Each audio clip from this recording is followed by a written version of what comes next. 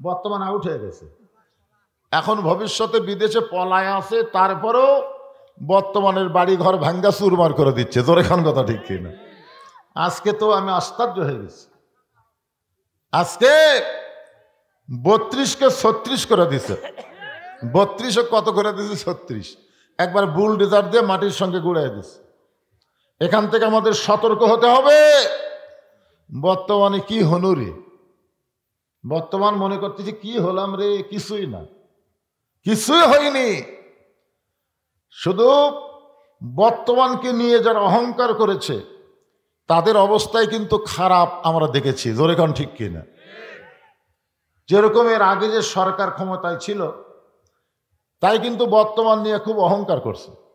এ দেশ আমার বাপের, এ দেশ আমার, এমনভাবে কথা বলতো যে সব কিছুই মনে হয় তাদের। ঠিক কিনা বলেন? হ্যাঁ, আপনারা বলেন তো তাদের ভবিষ্যতের খবর কি হলো? ভবিষ্যৎ বোঝেন না? হাসিনার বিচার কিন্তু জজ কোর্ট, হাইকোর্ট, সুপ্রিম কোর্ট করে পারবি না। পারবে? আমরা 15.5 বছর দেখছি, কাম হয় না। কারণ সব কোর্ট উনি দখল করছে। সব কোর্ট দখল করা, ভালো মানুষ জেলখানা, খারাপ মানুষ জামিন পায়। গাবলার মতন মানুষ বেড়া করে, আর আমার মতো আলেমকে হাত করা নিয়ে জেলখানা নিয়ে যায়। ধরে কোন কথা কন না কেন ভাইরা? একটু মনোযোগ দিয়ে শুনবেন। যখন দুনিয়ার কোন মানুষের কাছে বিচার পাওয়া যায় না, বিশ্বাস করবেন আসল বিচারক হলেন আল্লাহ। মেয়েটা বলতে 6 দিন হলো ওমরকে খুঁজতেছি, আর 1 দিন না পাওয়া গেলে আমি আসল জায়গায় বিচার দেব। সঙ্গে সঙ্গে ওমর খান হাঁটু করে বলতেছে, মা তুমি যে হযরত ওমরকে খুঁজতেছ, আমি হইলাম সেই ওমর। হাঁটু গেড়ে বসে বলতেছে, মা তুমি যে ওমরকে খুঁজতেছ, আমি হইলাম সেই ওমর। মেয়েটা বলতেছে, আমিরুল মুমিনিন, তাহলে আপনি চোরের মতন একা একা কেন ঘুরতেছেন? আপনার কি কোনো চামচা নাই? ধরে কোন কি নাই? চামচা বোঝেন না? একটা চেয়ারম্যান আসলে তার সাথে চৌকিদার ঘরে, একটা উপজেলা চেয়ারম্যান যখন যায় তার সাথে পুলিশ যায়, একটা এমপি যদি যায় তাহলে পুলিশ যায় না, পুলিশের গাড়ি একটা আগে একটা পাশে। জোরে কোন কথা ঠিক কিনা? আর আপনি হলেন অর্ধ পৃথিবীর খলিফা, বাংলাদেশের মতন 96টা দেশের খলিফা, আপনার কি কোনো চামচা নাই? আপনার বলেন তো, আল্লাহর কোরআন দিয়ে যখন বাংলাদেশ চলবে তখন নেতার পাশে চামচা লাগবে? কেন লাগবে না? কারণ চামচা পলার যে পশা, এটা নেতা পাবে কোথায়? জুমার দিনে হযরত ওমর খুতবা দিচ্ছেন, জুমার দিনে মাঝখান থেকে এক সাহাবী বলতেছি, আমিরুল মুমিনিন আপনার খুতবা শুনবো না। ওমর ফারুক বলেন, আমার অপরাধ কি? বলে, আমাদেরকে আপনি খাটো পাঞ্জাবি দিয়ে আপনি লম্বা জুব্বা পরে খুতবা দিচ্ছেন, এই লম্বা জুব্বার কাহিনী না বলা পর্যন্ত আপনার কোনো খুতবা শোনা যাবে না। আমাদেরকে খাটো দিয়ে আপনি লম্বা পড়ছেন, হুজুর হোসেন এই লম্বা জুব্বা কোথায় পাইলেন? ওমরের চোখ দা দর দর করে পানি পড়তেছে। আব্দুল্লাহ ইবনে ওমর বাবার পাশে দাঁড়ায় বলেন, এ নবীর সাহাবীরা, তোমরা খাটো পাঞ্জাবি হলেও তো জুমার দিনে নতুন কাপড় পরে আইছো, কিন্তু আমার পরনে দেখো নতুন কোনো কাপড় নাই। ওসমান গনি বলে, আব্দুল্লাহ আজকে জুমার দিনে সবাই নতুন কাপড় পরলো, তুমি কেন নতুন কাপড় পরো নাই? আব্দুল্লাহ বলে, আমি নতুন কাপড় যদি পরতাম তাহলে আমার বাবার জুব্বা লম্বা হতো না। আমার জুব্বার কাপড় বাবাকে দান করার পরে বাবার কাপড় আমার কাপড় একত্র করে বাবা লম্বা জুব্বা বানায় খুতবা দেয়। সমস্ত সাহাবেরা কান্দার বলে, আল্লাহ তোমার কোরআন যখন দুনিয়াতে চালু হবে, এমন ভালো মানুষকে মুসলমানেরা নেতা হিসাবে দেখতে পাবে। জোরে বলেন ভাইরে সুবহানাল্লাহ, জোরে বলেন। খালি কি কোরআনের ওয়াজ শুনবেন? বাস্তবে কোরআন গ্রহণ করার দরকার আছে না নাই? হ্যাঁ, সব দেখা হলো শেষ। আগামীতে আমরা দেখব আল্লাহর কোরআনের বাংলা। আল্লাহ পারে কি পারে না? জোরে কান, পারে কি পারে না? অবশ্যই পারে। মানুষ কিন্তু বুঝতেছে। খালি মিজানুর আজহারী একটা ওয়াজের মধ্যে বলেছে, এক দল খাইয়া গেছে আর এক দল খাবি। এই খালি এইটুকু বলাতে আয় আয় এমন জ্বলা জ্বলতেছে। কেরে ঘরের মধ্যে কে রে? আমি কলা খাইনি। কেন? কলার কথাই ওঠেনি। খালি ঘরের মধ্যে কে রে গেছে ওই বুঝে ফেলতেছে, কলা তো আমি খাই। এই জন্য একটু মনোযোগ দেবেন। ওমর ফারুক বলতেছেন, মা তুমি 6 দিন হলো আমাকে খুঁজতেছো, কি দুঃখ তোমার মনে যে দুঃখের কথা আমাকে বলবার চাও? মেয়েটা বলে, আমির আল মুমিনিন, আমার জীবনের সবচাইতে বড় দুঃখ হলো আমি 6 বছর বয়সে ঈমান গ্রহণ করেছি। 6 বছর বয়সে শুধু ঈমান গ্রহণ করার অপরাধে, শুধুমাত্র ঈমান গ্রহণ করার অপরাধে আমাকে 12 বছর জেলখানায় বন্দি করে রাখছে। কোনো অপরাধ নাই। আল্লামা সাইদি হুজুরের কোনো অপরাধ আছে? মামুনুল হকের কোনো অপরাধ আছে? আমির হামদার কোনো অপরাধ আছে? বজরুশিদের কোনো অপরাধ আছে? এ পর্যন্ত 9 বার কেন নিয়ে গেল? চিন্তা করে দেখেন, একটু খেয়াল করবেন। মেয়েটা বলতেন যে শুধুমাত্র ঈমান গ্রহণ করার অপরাধে 12 বছর জালিমের শাহী জিন্দাখানায় আমাকে বন্দি করে রাখছে। সকালবেলা 3টা করে চাবুক মারছে, বিকালবেলা 3টা করে চাবুক মারছে। আমার দেহের এমন কোনো জায়গা নাই যে জায়গায় চাবুকের আঘাত লাগে নাই। আমির আল মুমিনিন, আপনি যখন রোম পারস্য দখল করলেন, রোমের জেলখানার মধ্যে আমি বন্দি ছিলাম। আপনি যখন রোম পারস্য দখল করলেন, মুসলমান কোনো রাষ্ট্র যখন দখল করবে, ওই রাষ্ট্র তখন আল্লাহর কোরআন দিয়ে চলবে। আর আল্লাহর কোরআন দিয়ে যখন কোনো রাষ্ট্র চলবে, ওই রাষ্ট্রের মধ্যে জেলখানার কোনো দরকার হবে না। আপনি জেলখানার দরজা মুক্ত করে দেওয়ার পরে আমি জেলখানা থেকে বের হইয়া, এখন আমার 18 বছর বয়স, কারণ 6 বছর বয়স ঈমান গ্রহণ করেছি, আর 12 বছর জেলখানায় বন্দি ছেড়েছি। এই 18 বছরের যৌবনা মেয়ে আমি কোথায় যাব? কারণ আমার দাদা খ্রিস্টান, আমার বাবা খ্রিস্টান, রোম দেশের সকলেই খ্রিস্টান। ওই খ্রিস্টান দেশের একজন মুমিন নারী কোথায় যাব? এই জন্য 2 পাহাড়ের মাঝখানে 6 দিন হলে আপনাকে খুঁজতেছি। যদি আপনাকে খুঁজে পাই, নিয়ত করেছি আপনার কাছে দুঃখী মেয়েটা একটু আশ্রয় চায়। ওমর ফারুক মুচকি হাসি দিয়ে বললেন, মা আমি তোমাকে আশ্রয় দিবার পারবো না। মেয়েটা বলতেছে, আমির আল মুমিনিন, আমি শুনেছি আপনি অত্যন্ত ভালো মানুষ, আমার মতন দুঃখী মেয়েকে আপনি আশ্রয় দিবেন না, এটা কেমন কথা? ওমর ফারুক বললেন, মা আশ্রয় দেওয়ার মালিক হচ্ছে আল্লাহ। যেরকম মানুষ মানুষের কাছে আশ্রয় চাইতে পারে না, আশ্রয় চাইতে হবে কার কাছে? তবে ইসলাম, তুমি শুনে নাও মা, ইসলাম তোমাকে অধিকার দিয়েছে। অনেকে মেয়েদের কানে কানে কান গরম করে দিবি, কোরআন দিয়ে যদি বাংলাদেশ চলে, তোরকে কিন্তু বাড়ির থেকে বাড়াবার দিবি না রে, একেবারে দরজা বন্ধ করে থবি, মার্কেট টার্কেট কিছুই করা যাবি না, এমন বোরকা পরা লাগবি, এমন কতগুলো কথা বলবি, মেয়েরা কবি না এই আল্লাহর দলকে আমরা ভোট দেবো না রে। ইসলামী নারীদের অধিকার আছে না নাই? কথা বলেন, আছে না নাই? নবী আমার ঘরের মধ্যে বসে আছেন, এমন সময় উম্মাহাতুল মুমিনিন ঘরের মধ্যে ঢুকলেন। যেই ঘরে ঢুকছে নবী আমার দাঁড়িয়ে গেলেন। দেখছেন, মা আয়েশা ঘরের মধ্যে ঢোকাতে নবী দাঁড়িয়ে গেলেন। আর নবী বসে থাকলেন না, দাঁড়িয়ে গিয়ে দৌড়ে গিয়ে দরজা বন্ধ করে দিয়ে জানলা বন্ধ করে দিলেন। মা আয়েশা থরথর করে কাঁপতেছে। আল্লাহ রাসূল বলে, আয়েশা কাঁপো কেন? বলে, হুজুর আপনার জুতার পরশে আল্লাহর আরশ ধন্য হয়ে গেছে, আপনার ঘরে ঢুকে আমার বড় ভয় লাগতেছে। আল্লাহ রাসূল বলে, আয়েশা একজন নবীর জুতার পরশে আল্লাহর আরশ ধন্য হয়েছে, একজন নবীর। আয়েশা বলে, হুজুর আপনি তো সেই নবী। রাসূল বলে, আমি ছিলাম, কিন্তু দরজা বন্ধ হওয়ার পরে আমি আর নবী নাই, আমি হলাম স্বামী আর তুমি আমার বিবি। মা আয়েশা দৌড়ে এসে নবীর বুকের মধ্যে মাথা লুকায় বলে, আল্লাহ আমার নবী শুধু বিশ্ব নবী নয়, আমার নবী হলেন পৃথিবীর 1 নম্বর স্বামী। ধরে কান সুবহানাল্লাহ। এই কথা মা আয়েশা যেই করেছে, নবী ডান হাতখানা, আমার হাতের দিকে তাকান, ডান হাতখানা মা আয়েশার পিঠের উপরে নিয়ে একটা ঠাসি দিছে, এরকম একটু চাপে ধরছে। ইতিমধ্যে আল্লাহ কয়, জিবরাইল কোরআন নিয়ে নবীর কাছে যাও। জিবরাইল কয়, আল্লাহ কোরআন নিয়ে নবীর কাছে যাবো মানে?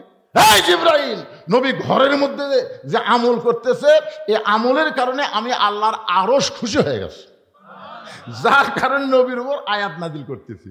জিবরাইল বলে, আল্লাহ কি আমল? এত কলে বিকার কি আমল করতেছে আমি আল্লাহ জানি, আমার দোস্ত জানে। ধরে কান সুবহানাল্লাহ। ফেরেশতা জিবরাইল আল্লাহ নবীর ঘরের পাশে দাঁড়িয়ে সালাম দেয়, বলে, নবী গো ঘরের মধ্যে কি আমল করতেছেন? আল্লাহর আরশ খুশি হইয়া কোরআনের আয়াত আল্লাহ নাজিল করেছে। মায়েশা বুকের মধ্যে থেকে বলি, ইয়া রাসূলুল্লাহ, এটা কেমন কথা? আমি আপনি প্রেম করতেছি, এই খবর আল্লাহর কাছে গেল, এই খবর জিবরাইল জানলো কেমনে? রাসূল বলে, আয়েশা শুনে নাও, ঘরের খবর, স্বামী স্ত্রীর প্রেমের খবর একমাত্র আল্লাহ ছাড়া দুনিয়ার ফেরেশতারাও পর্যন্ত জানবে না। জোরে কর না সুবহানাল্লাহ। কারণ স্বামী স্ত্রী প্রেম করে ঘরের ভিতরে, আর প্রেমিক প্রেমিকা প্রেম করে 14ই ফেব্রুয়ারি কাতি মাসা কুত্তার মতো, যেখানে সেখানে জোড়া লাগে। জোরে কথা কর না কেন ভাইরে? এটা কি মাস? এইবারে ঠেলা বুঝবি, যেদিনই 14 ফেব্রুয়ারি সেই দিনই সবে বরাত। জোরে কর কথা, ঠিক কিনা? যদি কেউ 14ই ফেব্রুয়ারি প্রেম করে, ওই রাত্রে আল্লাহর নাম তুমি যাও রে। জোরে কর কি? তুমি যাও রে। অবৈধ অবৈধ সন্তান ছাড়া বিবাহের আগে কোন যুবক কোন নারীর সঙ্গে প্রেম করতে পারে? কথা বলতে হবে, পারে? জোরে বলেন, পারে? পারে না। ফেরেশতা জিবরাইল বলে, নবী গো, কি আমল করতেছেন? যে আমল করেন কারণে আল্লাহর আরশ থর থর করে আনন্দে কাঁপতেছে। আল্লাহ তাআলা আয়াত নাজিল করলো, হুন্না পড়েন, যারা পারেন তারা পড়বেন। হুন্না লিবাসুল লাকুম ওয়া আনতুম লিবাসুল লাহুন্না। স্বামী হলো বিবির পোশাক, বিবি হলো স্বামীর পোশাক। যারা আপনারা বিয়ে করছেন, আপনাকে ব্যালুস কয় না? আয়েশা বলেছেন, আমি রাসূলের সাথে যত রাত ঘুমাইছি 2 বালিশে কোনোদিন ঘুমাইনি। আমাদের বালিশ ছিল একটা। আমার মুখ নবীর মুখ, মুখামুখি করে ঘুমানো হলো সুন্নত। মুখ একেবারে মুখের সাথে মুখ লাগায় ঘুমানো হলো নবীর সুন্নত। আজকে যদি এই সুন্নতের কথা বলি, মেয়েরা আমার কাছে স্লিপ দিবে, হুজুর খবরদার, এই সুন্নতের কথা কন না হুজুর। এরা যে বিড়ি খাওয়া খায়, ঘরের মধ্যে ঢুকলে মনে হয় ভোগরা পাঠা ঢুকলো, মুখের কাছে মুখ গেলে তোমার বমি হবি। এই জন্য আল্লাহ রাসূল বলেছেন, ঘুমানোর, শোনেন, ঘুমানোর আগে স্বামী স্ত্রী 2 জনই মেসওয়াক করা সুন্নত। আবার ঘুমের থেকে ওঠার সাথে সাথে 2 জনকে মেসওয়াক করা লাগবে। কি বিড়ি খেয়ে পাটা হয়ে? যদি কেউ বিড়ি খায় খান, অসুবিধা নাই, কিন্তু আপনি ঘুমানোর আগে বড়ই পাতার গরম জলে শোয়া মশারির তলে, গান আছে না নাই? আপনি বড়ই পাতা চাপে 3 বার কুলি করবেন, আর মুখের কোনো দুর্গন্ধ থাকবে না। আল্লাহর বান্দার একটু মনোযোগ দিয়ে শুনবেন, দরকার হলে বিড়ি বাদ দিবেন, বাদ দিলে কোনো সমস্যা নাই। 2-4 দিন সমস্যা হবে, তারপরে দেখবেন আপনার শরীরটা অটোমেটিক আল্লাহ রহমতে ভরপুর করে দিবে। জোরে কোন আলহামদুলিল্লাহ।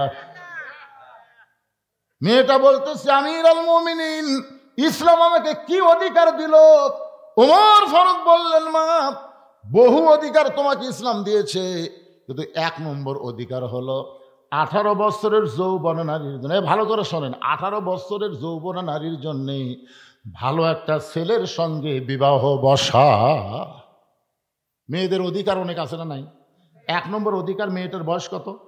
18 বছরের যৌবনা মেয়ের জন্য ইসলামের 1 নম্বর অধিকার হলো ভালো ভালো একটা ছেলের সঙ্গে বিয়ে বসা।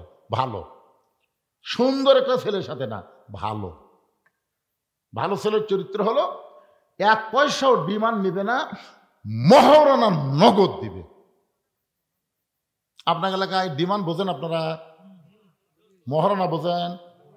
মানে 1 টাকাও ডিমান্ড নেবে না, যতটুকু মহারণা সব নগদ পরিশোধ করবে। এরা হলো ভালো ছেলে। আর কারা? ডাকাত। ডাকাত বোঝেন না? ডিমান্ড সব নগদ, মহারণা সব বাকি।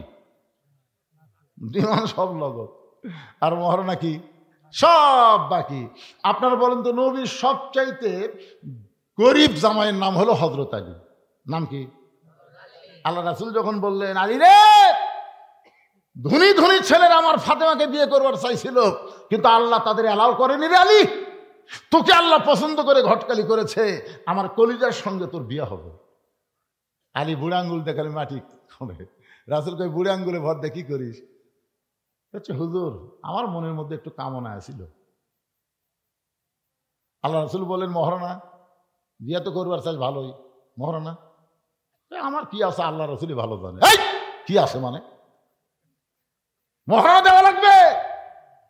বলে, হুজুর আমার কি আছে? রাসূল বলেন, ওই যে জিহাদের ময়দানে তোর ঢাল থাকবে, তরবারি থাকবে, খালি হেলমেটটা বিক্রি করে মহারণা দে। তার মানে বোঝা গেল গরিব হলো বাকি দেওয়ার কথা ইসলামে নাই। অথচ আমাদের শাউল এলাকায় অনেক ছেলেরা বিয়া করে মহারণা বাকিতে। ওমর ফারুক বললেন, মা তোমার 1 নম্বর অধিকার হলো ভালো একটা ছেলের সঙ্গে বিয়ে বসা, কিন্তু তুমি ভালো ছেলে কোথায় পাইবা? কারণ তোমার তো কোনো অভিভাবক নাই। আমি ওমর অভিভাবক হয়ে তোমাকে একটা ভালো ছেলের খবর দেই, দেখো তো ছেলেটা তোমার পছন্দ কিনা। মেয়েটা বলল, আমিরাল মুমিনিন, তাহলে বলেন তো ভালো ছেলের পরিচয় কি? ওমর ফারুক বললেন, ভালো ছেলের পরিচয় হলো 30 পারা কোরআনের হাফেজ। আলহামদুলিল্লাহ কয় পারা? আচ্ছা 30 পারা কোরআনের হাফেজ। কখন থেকে পাক শুরু হচ্ছে কোন তো? আপনাকে এলাকায় হাফেজ সাহেব নাই? হাফেজ সাহেবেরা কখন থেকে পবিত্র হওয়া শুরু হচ্ছে কোন তো? 12 বছর। কে করো 12 বছর? এটা ঠিক আছে। 7 বছর থেকে ওই ছেলেটা পবিত্র হওয়ার শিক্ষা নিয়েছে। কারণ পবিত্র না হলে আল্লাহর কোরআন স্পর্শ করা যাবে না। জোরে কোন ঠিক কিনা? লা ইয়ামাসসুহু ইল্লাল মুতাহহারুন, তুমি স্পর্শই করতে পারবা না যতক্ষণ পবিত্র না হবা। তাহলে যেই বাচ্চা ছোটবেলা থেকে পবিত্র হওয়ার শিক্ষা নিল, ওই বাচ্চা খারাপই করার কোনো সুযোগ নাই। তো কয় বছর থেকে নামাজ ধরছে আপনারা জানেন? ওমর ফারুক বললেন, 30 পারা কোরআনের হাফেজ, 6 লক্ষ হাদিসের হাফেজ। ছেলেটার বয়স হলো 22 বছর, লম্বা হলো 6 ফুট 2 ইঞ্চি, গায়ের রং হলো ফর্সা, চাঁদের মতন চেহারা। ছেলেটার নাম হলো আব্দুল্লাহ ইবনে ওমর। মেয়েটা বলতেছে, আমিরাল মুমিনিন, আব্দুল্লাহ ইবনে ওমর তো আপনারই সন্তান। বলে, মা তোমার মতো একটা ভালো মেয়েকে, যে 6 বছর বয়স ঈমান গ্রহণ করেছে, 12 বছর নির্যাতনের পরও যে ঈমান হারা হয় নাই, এমন একটা মেয়েকে যদি আমার ছেলের বউ করতে পারতাম, তাহলে বৌমা হিসাবে তাকে অধিকার দিয়া দিতাম। সুবহানাল্লাহ, জোরে কর না কেন? কি মা, বেটার বউ কে হয়? আপনাকে বেটার বউ নাই তো কি কি কন? জোরে কন, কি হয়? আরো জোরে, জোরসে বলুন। ওই যে মুরব্বী দেখেন বলতেছেন, ওই যে আপনার পাশে যে মুরব্বী বলতেছেন,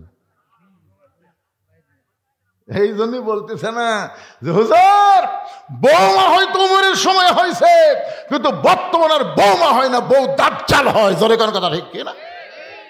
এমন কান মন্ত্র দেয়, একে স্বামী গিলা চলে গেছে বগুড়া, এখন বাসা বানায়, স্বামী স্ত্রী থাকে, বাপ মা থাকে আপনাকে এই কি গ্রাম? বিষ্ণুপুর। বিষ্ণুপুরে বাপ মা থাকে, আর ওই বেটা বউ নিয়ে থাকে শহরের বাসা, আর বাপ থাকে গ্রামে বিষ্ণুপুরে। বাপ মাকে 2 চোখে দেখবার পারে না। এইরকম বেটার বউ আছে না নাই? জোরে বলেন। একদিন বউ অসুস্থ হয়ে বগুড়া পপুলারের ডাক্তারকে দেখাইতে গেছে, বড় ডাক্তার। দেখতে দেখতে রাত 9টা বাজে। এখন 9টার সময় বিষ্ণুপুরে কেমন আসবে? আমি জীবনে বহু জায়গা গেছি, কিন্তু এরকম খারাপ রাস্তা দেখিনি, বলেন। আমি যে মোশন দিয়ে আসলাম, বুঝলেন, আসার ওর মাটিতে আসার পরে খালি গাড়ি এই রাত 9টার সময় ডাক্তারের দেখা শেষ। এখন বাবা চিন্তা করে এই রাত 9টার সময় বিষ্ণুপুরে কেমনে যাব? এই রাত 9টার সময় বিষ্ণুপুরে কেমনে যাব? এমন সময় মন বলতেছে, কেন তোর ছেলের বাসা নাই? ছেলের বাসায় যা। এখন কি করবে? বেকায়দা ছেলের বাসায় যা ডাকতেছে, আব্দুল্লাহ রে। ছেলের নাম আব্দুল্লাহ। আব্দুল্লাহ, আব্দুল্লাহ কয়, এলাকার সবাই আমার স্যার কয়, সাহেব কয়, আমার নাম ধরে ডাকে মরদ কেড়ে। দরজা খুলে তাকায় দেখে বাবা। বাবা কি কারণে রাত 9টায়? বলে, বাড়ির যাওয়ার কোনো গাড়ি নাই, বেকায়দায় তোর বাসায় এসে আমাকে একটু থাকতে দিবি। আব্দুল্লাহ হাত ধরে নিয়ে গিয়ে রেস্টরুমে বসাইছে। বাবা একটু বসেন। বইয়ের কাছে গিয়ে বলতেছে, কে গো, বাবা তো কোনোদিন আসে না, আমরা এখানে বাসা করার পর থেকে বাবার মন খারাপ। বাবা গ্রামে থাকে, আজকে ডাক্তারকে আসছে, বিপদে পড়ে আমাদের বাসায়, তুমি একটু বাবার সামনে খাবার দাও, বাবা খুশি হবে। বউ বলতেছে, তুমি জানো সকাল থেকে আমার মাজা বেদনা, তুমি জানো আমার ডানার মধ্যে খালি শিরশির করতেছে, উঠবার পারলাম না, তুমি পারলে তোমার বাপকে খাবার দাও। বাবা ডাক দেখে, আব্দুল্লাহ রে, তুই কি মনে করছিস বগুড়া হোটেল বন্ধ হচ্ছে? আরে পাগলা, থাকার জায়গা নাই, তাই বলে কি খাওয়ার জায়গা নাই? পেট ভরে খাসিবা, একটা ঘর আমাকে দে, আমি একটু ঘুম পাড়বার চাই। আব্দুল্লাহ বলে, বাবা সত্যি কি তাই? বলে, হ্যাঁ ব্যাপার। তুই কি মনে করিস আমার অসুস্থ বউরে কষ্ট দিয়ে আমার খাওয়া আগে? রাত 9টার সময় বাবা না খাইয়া ঘুমিয়ে গেছে। রাত যখন 11টা বাজে এমন সময় আব্দুল্লাহর শালা, বইয়ের ছোট ভাই আব্দুল্লাহর শালা দরজার ডাক দিয়েছে, শেফালি আপা। শেফালি আপা সঙ্গে সঙ্গে কম্বল ফেলে দিয়ে মারছে লাফ। আব্দুল্লাহ তাকায় দেয়, কম্বল আছে, বউ নাই, মাজা বেদনা, ডানা শিরশির করে। বাপ আইছে 9টা, শালা 11টা। দরজা খুলে দিয়ে বলতেছে, ভাইজান এত রাত কেন হলো? বলে, ক্রাম বোর্ড খেলতে খেলতে রাত হয়েছে আপা, ঘড়ি দেখি নাই। আপা আমি একটু ঘুমাবার চাই। বলে, পাগল হয়েছিস? তুই না খাইয়ে ঘুমাইলে আমার চোখে ঘুম ধরবে না। আয় আয়, ডাইনিং টেবিলের চেয়ারে বসায়, মাছ গরম, গোস্ত গরম, ভাত গরম, সব গরম করে ভাইয়ের সামনে দিয়া বলে, খা ভাই, খা ভাই, তুই না খাইলে তোমার কলিজার মধ্যে শান্তি নাই। আব্দুল্লাহ ঘরের ভিতরে চিন্তা করে, 9টার সময় আমার বাবা এসে তোর মাজা বেদনা, পেট শিরশির করে, আর 11টার সময় খাভাই খাভাই, কারণ কি? বার হয়ে দেখে 5 তরকারি গরম ভাত, শালার মাথায় বইয়ের হাত। কয় তরকারি? 5 তরকারি গরম ভাত, শালার মাথায় বউ হাত দিয়ে বলতেছে, আর 1 টুকরা খা ভাই, আর 1 টুকরা খায়, তুই না খাইলে আবার কলিজার শান্তি নাই। আব্দুল্লাহ আস্তে আস্তে বাবা যেই ঘরে ঘুমায় ওই ঘরে জানলার কাছে গিয়ে দেখে 0 বাল্বের আলোতে বাবার শুকনা মুখটা আব্দুল্লাহ দেখতে পায়। যে বাবা না খাই আমারে খাওয়াইছে, যেই বাবা মাটির বিছনার থেকে আমারে খাট বানায় দিছে, যেই বাবা এত কষ্ট করে আমাকে লেখাপড়া করালো, আজকে আমার সেই বাবা না খায়া ঘুম পাড়তেছে, আর শালার সামনে 5 তরকারি গরম ভাত। আব্দুল্লাহ রে, তোর আমল কি? আল্লাহ বলতেছেন, লিয়াবলুয়াকুম আইয়ুকুম আহসানু আমালান ওয়া হুয়াল আজিজুল গফুর। আব্দুল্লাহ, আব্দুল্লাহ রে, এই সময় আমি আল্লাহ তোকে পরীক্ষা করব। এই সময় তোর উত্তম আমল কি? উত্তম আমল? চোখ বন্ধ করতেছে আব্দুল্লাহ। আমার বাবা না খেয়ে ঘুম পাড়তেছে, আর শালার সামনে 5 তরকারি গরম ভাত। একটা আমল আছে না নাই? চোখ বন্ধ করে দেখে, ওয়াকাদা রাব্বুকা আল্লা তা'বুদু ইল্লা ইয়্যাহু ওয়া বিল ওয়ালিদাইনি ইহসানান। ওই বউ মরে গেলে বউ পাওয়া যাবে, বউ ছেড়ে দেবো, সকালে বিকালে বিয়ে করব। কিন্তু যেই বাবা মা না খায় ঘুম পাড়তেছে, এই বাপ যদি মরে যায়, যতই টান দেওয়ার বাপকে পাওয়া যাবে না। জোরে কোন কথা ঠিক কিনা? কি আমল করবো রে? নফল নামাজ পড়বো নাকি? নফল নামাজ। চোখ বন্ধ করে আমল খুঁজতেছে, দেখে উটি বলা একটা বেলান আছে। শহরের বাসার তো কিছু থাকে না ভাই, উটি বলা একটা বেলান আছে, 1 হাত। আব্দুল্লাহ কয়, এই 4 আঙ্গুল ধরলে কতক্ষণ থাকবি? তখন বিবেক বলতেছে, আব্দুল্লাহ রে, মেয়ে মানুষের শাসন চলতেছে রে পাগলা, বউক মারলে জেলত যাওয়া লাগবে। ইমান বলতেছে, জাগা মতো মার, এমন জায়গাত মারবি কাউকে দেখাবও পারবি না, বিচারও হবি না। পিছন দিকে তাকে দেখ উঁচা হয়ে আছে, উঁচা বরাবর মার। বিলাই যেমন ইন্দুর ধরে আস্তে আস্তে, পিছনে এসে তাকায় দেখে শালা নিবে না, বউ জোর করে মাছ দিয়ে বলতেছে, আর 1 টুকরা খা ভাই, তুই না খাইলে আমার কলিজার শান্তি নাই। আব্দুল্লাহ খালি খেপা আছে যে, বাপ আমার না খায় ঘুম পাড়তেছে, তোর ভাই খাবি না, জোর করে খাওয়াস। বিসমিল্লাহ করে মারছে বাড়ি। যেই মাত্র বাড়ি মারছে, বউ দৌড়, শালাও দৌড়। শালা চিল্লাই বলে, দুলা ভাই আমার বোনকে মারলেন কেন? আব্দুল্লাহ কয়, তোর বোন আমার কে হয়? এই তোর বোন আমার কে হয় রে? এই তোর বোনকে এত ভালোবাসি যে ভালোবাসার কারণে বাপ মাকে ছেড়ে আমি শহরে বাসা বানাইছি, খালি তোরই বোনের জন্য। আজকে কেন মারলি? মারলাম। আয় আয়, কি জন্য মারলাম? আয়। শালাকে আমাকে মারবেন নাকি? না রে পাগলা, মারবো কেন? তোকে একটু দেখাবার চাই। বাবা যেই ঘরে ঘুম পাড়তেছে ওই ঘরের জানলার কাছে গিয়ে বলে, তাকায় দেখতো ঘরের মধ্যে কে? বলে, আপনার বাবা কখন আইছে? বলে, 9টার সময়। তোর বোন কইলো মাজা বেদনা, পিঠ শিরশির করে, আমার বাবার সামনে খাবার দেয়নি, বাবা রাগ করে ঘুম পাড়তেছে, আর তোর সামনে 11টার পরে 5 তরকারি গরম ভাত। এখন বল রে শালা, বল আমার আমল কি? শালা বলতে, দুলা ভাই আর একটা মারেন, আর একটা মারেন। ই মানুষের জাত না, ই বাপের একটু পছন্দ করে, শ্বশুরের একটু 2 চোখকে দেখবার পারে না। এইরকম মেয়ে মানুষ সমাজে আসে না নাই? ধরে কেন আসে না? আর বাপের বাড়ির ফকির আসলে কই, আমার চাচা হয় গো, এই ফকির আমার চাচা হয়। আর শ্বশুরের ভাই আসলে কয়, আপনি কে? আমি তো আপনাকে চিনি না। ও তুই চাওয়া শ্বশুর চিনিস না, ফকির তোর চাচা হয়। এই জন্য বর্তমান যুগের বেটার বউ তো অনেকে বৌমা বলতেছে না, যেমন এই মুরব্বী কয় নিজেকে এত লম্বা একটা আওয়াজ শোনায় দিলাম। ওমর ফারুক বলে, মা আমার আব্দুল্লাহর সঙ্গে বিয়া দিয়ে তোমাকে আমার বৌমার অধিকার দিব। মেয়েটা বলে, ইয়া আমিরুল মুমিনিন, আপনি কিন্তু আমাকে বলেছেন ভালো একটা ছেলের সঙ্গে বিয়া বসার অধিকার আছে। ওমর ফারুক বললেন, মা তাই তো বললাম, ভালো একটা ছেলের সাথে। তো বলে, আপনার আব্দুল্লাহর সাথে ভালো ছেলে নাই? ওমর ফারুক কয়, পাগলি কয় কি, আমার আব্দুল্লাহর চাইতে ভালো ছেলে ইহো জন্মে পাইবা না, এই দুনিয়াতে নেই। মেয়েটা বলে, আমিরুল মুমিনিন, তাহলে আমি একটা ছেলের নাম বলবো, দেখেন তো ছেলেটা কেমন লাগে। ওমর ফারুক চুম করছে, কে? আচ্ছা বলো মা, তুমি একটা ভালো ছেলের নাম বলো। মেয়েটা বলতে, ছেলেটার নাম হলো হুসাইন, বাবার নাম হলো হযরত আলী, মায়ের নাম হলো খাতুনে জান্নাত ফাতেমা, আর নানার নাম হলো মুহাম্মাদুর রাসূলুল্লাহ। এখন আপনি বলেন, আপনার আব্দুল্লাহ ভালো না হুসাইন ভালো? ওমর ফারুক বললেন, মা কি কও তুমি, আমার আব্দুল্লাহর চাইতে হোসাইন আল্লাহর কাছে কোটি কোটি গুণ ভালো। জোরে কোন সুবহানাল্লাহ। তাহলে আপনি আমাকে কি বলছেন, ইসলাম আমাকে একটা ভালো ছেলের সাথে বিয়ে বসার অধিকার দিছে, যেখানে হোসাইন আছে সেখানে আব্দুল্লাহর সাথে বিয়ে বসবো কেন? ওমর ফারুক বললেন, আমি জীবনে কোনোদিন ঘটকালি করে নাই, আজকে প্রথম তোমার জন্য ঘটক হব। মেয়েটাকে নিরাপদ আশ্রয় দিয়ে ওমর ফারুক পরন্ত বিকালবেলায় হযরত আলীর দরজায় গিয়া সালাম দিলেন, আসসালামু আলাইকুম ইয়া আহলাল বাইত আম্মা সাইলা ফালা তানহার। হযরত আলী চমকে গেলেন, যে সালাম দিল সেটা হযরত ওমরের সালাম বোঝা গেল, কিন্তু আম্মা সাইলা ফালা তানহার এই ফকিরের আয়াত কেন? হযরত আলী বের হয়ে বলে, ওয়ালাইকুম সালাম ইয়া আমিরুল মুমিনিন, আপনি কবে থেকে আবার ভিক্ষা শুরু করলেন? আপনি যে বললেন আম্মা সাইলা ফালা তানহার, এই সাইলকারীকে ফিরাইয়ে দিও না। ওমর বলে, আলী রে, জীবনের সবচাইতে বড় বিপদ আজকে আমার জীবনে ভাই, জীবনে কোনোদিন ঘটকালি করি নাই, আজকে তোর হোসাইনের ব্যাপারে আমি একটু ঘটকালি করবার চাই। আলী বলতেছেন, আপনার মতন মহান ব্যক্তি যদি আমার হোসাইনের ঘটক হয়, তাহলে পাত্রী অবশ্যই ভালো হবে। আপনার বলেন তো, ঘটক যদি ভালো হয় পাত্রী খারাপ হয়? ঘটক যদি ভালো হয় পাত্র ভালো হবে, পাত্রী ভালো হবে। আলী বলতেছেন, ইয়া আমিরুল মুমিনিন, তাহলে পাত্রীটা কে?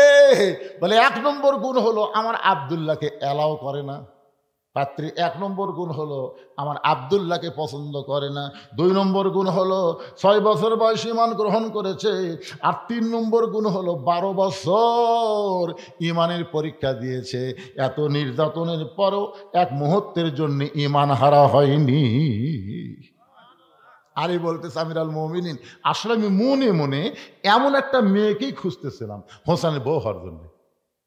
ওমর ফারুক বলে, আলী ভাই, তাহলে আমার ঘটকালে আল্লাহ কবুল করছে। একটা নালীকে বুকের মধ্যে নিয়ে যখন কোলাকুলি করে, হোসেন বের হয়ে সালাম দেয়, বলে, আমিরুল মুমিনিন, আপনার আমার বাবা যেভাবে কোলাকুলি করতেছেন মনে হয় বিয়ে আপনারাই করবেন। ওমর ফারুক, হোসেন কি, আমি তোমার মুরব্বী, তোমার বাপ তোমার মুরব্বী, আমরা মুরব্বী মিলে যদি সিদ্ধান্ত নেই, তুমি কি সিদ্ধান্ত গ্রহণ করবা না? হোসেন বলতেছে, আমিরুল মুমিনিন, আপনি আমার মুরব্বী, আমার বাবা মুরব্বী, আমি জানি সম্মান করি, কিন্তু আসল মুরব্বী হিসাবে আমি কেবলমাত্র একজনকেই মানি, তিনি হলেন আমার নানা মুহাম্মাদুর রাসূলুল্লাহ। যাকে তাকে মুরব্বী মানলে তবলিগের মতন খুনাখুনি হবি। জোরে কোন কথা ঠিক কিনা? মুরব্বী কয়টা? আরো জোরে, জোরসে বলুন। কুল হে রাসূল, আপনি বলেন, ইন কুনতুম তুহিব্বুনাল্লাহ ফাত্তাবিউনি, যদি কেউ আল্লাহরে পাওয়ার চায়, নবী ছাড়া আল্লাহকে পাওয়ার কোনো রাস্তা নাই। সবাই বলেন, উপায় নাই রে, বলেন, উপায় নাই রে, উপায় নাই রে, উপায় নাই, নবী বিনে আল্লাহ পাওয়ার উপায় নেই। আপনার 2 জন মুরব্বী আমি জানি, আপনার 2 জন মুরব্বী আমি সম্মান করি, কিন্তু আসল মুরব্বী হিসাবে কেবলমাত্র আমার নানাকে আমি মানি। আতিউল্লাহ ওয়া আতিউর রাসূল, আল্লাহর আনুগত্য করতে হবে, নবীকে অনুসরণ করা লাগবে। হুকুম কার? ওমর ফারুক বলে, হোসাইন তুমি কি বুঝাবার চাও? হোসাইন বলতেছে, আমিরুল মুমিনিন মনে কষ্ট নেবেন না, আমি কয়েকদিন আগে একটা স্বপ্ন দেখছি, স্বপ্নে দেখি আমার নানা ঘরের মধ্যে আরাম করতেছে। এই এটা আবার কে ডানালো রে বাজার? এই হাই হাই, ওর সাইজ দেখছেন? পাগলা কোথায় এলে রে? শোনেন, মনোযোগ দা শোনেন, কি বিরক্ত হচ্ছেন? কয়েকদিন আগে আমি স্বপ্নে দেখলাম আমার নানা ঘরের মধ্যে আরাম করতেছে। তা আমি হোসাইন দরজার দিয়ে বললাম, নানু ভাই আমি একটু আপনার কাছে যাবার চাই। আমার নানা বলতেছে, খবরদার, বিরক্ত করবি না, আমি জান্নাতে আরাম করতেছি। হোসেন বলে, আমিরুল মুমিনিন আমার নানা যখন বলতেছে জান্নাতে আরাম করতেছি, আমি তখন চমকে গেলাম। ভাঙ্গা ঘরের মধ্যে নানা কথা বলে, আর নানা বলে জান্নাতে আরাম করতেছি। এই জান্নাত দেখতে গেলে দরজা যখন খুলবে না, আমি জানলার ফাঁক দিয়ে তাকায় দেখি আমার নানি উড়াত বালিশ বানিয়ে দিছে। সেই উড়ুর উপরে নানা মাথা দিয়ে শুয়ে আছে, আমার নানি চুলের মধ্যে বিলকি কাটতেছে। আমি বললাম, নানু ভাই আমার নানির উড়াতকে বালিশ বানিয়ে শুয়ে থাকলে কি জান্নাতে থাকা যায়? নই বলে, হোসেন রে তুই ছোট্ট ছেলে, তুই বুঝবি না, তোর নানির মতন বউ যদি কেউ ঘরে পায়, ওই ঘরটা আল্লাহর জান্নাত হয়ে যায়। সবাই পড়েন রব্বানা, পড়েন রব্বানা আতিনা ফিদ দুনিয়া হাসানাতাও ওয়া ফিল আখিরাতি হাসানা ওয়া কিনা আযাবান্নার। এই দুনিয়ার শান্তি কি জানেন? দুনিয়ার শান্তি হলো ভালো একটা বউ। কথা কয় না বারে, কথা কয় না রে, বাঙালি কথা বোঝে না। দুনিয়াতে যদি সৌন্দর্য চান তাহলে একটা ভালো বউয়ের দরকার। আমি কিন্তু বলি না যে সুন্দরী বউ, আমি কিন্তু তা বলি নাই, আমি বলেছি ভালো বউ। নবী বলতে, হোসাইন তোমার নানির মতন বউ যদি কেউ ঘরে পায়, ওই ঘরটা আল্লাহর জান্নাত হয়ে যায়। আমি সেই দিন সিদ্ধান্ত নিয়েছি, বিয়ে যদি করা লাগে আমার নানার মতো বিয়ে করবো। ভাবিয়া করিও কাজ, করিয়া ভাবিও না, দরকার হলে 2-4 বছর দেরি করবো, কিন্তু চিন্তা ভাবনা করে বিয়ে করবো, যাকে তাকে না। এই যে আমার ভাই হাসান একটা মেয়েকে বিয়ে করছে, বিয়ের পর থেকে খালি কান্দে। আমি কয়েকদিন হলে দেখলাম হাসান কান্দে, আমি যেই কাছে যাই মুচকি মুচকি হাসো। আমি বললাম, কে? হাসান ভাই, আমরা 2 ভাই ছোটবেলায় কত খেলা করছি নানার সাথে, আজকে তুমি একলা একলা কান্দ কও না কেন? হাসান বলে, হোসাইন রে তুই জান কাউকে বলিস না ভাই, তোর ভাবি বিয়ে করার পর থেকে আমাকে যে নির্যাতন করতেছে, এখন ছাড়বারও পারি না, রাখবারও পারি না। হাসান রাদিয়াল্লাহু বইয়ের নাম হলো জায়েদা। তোরে বলে নাম কি? একটা কুটনি, বুঝলেন? এর কথা ওর কাছে, ওর কথা ওর কাছে, মানে বিবিসি। কতগুলো মেয়ে মানুষ আপনাকে এই বিষ্ণুপুরে কিন্তু আছে বিবিসি। ধরেন কি কাম কাজ নাই, স্বামী কাছে মালয়েশিয়া, স্বামী কাছে সৌদি আরব, ওই খালি ওরে বাবা রে, গোটা গাঁও গোটা গ্রাম খালি অশান্তি আগুন দাউ দাউ করে জ্বলতেছে। না আপনাদের গ্রামে নাই মনে করেন, যদি থাকে।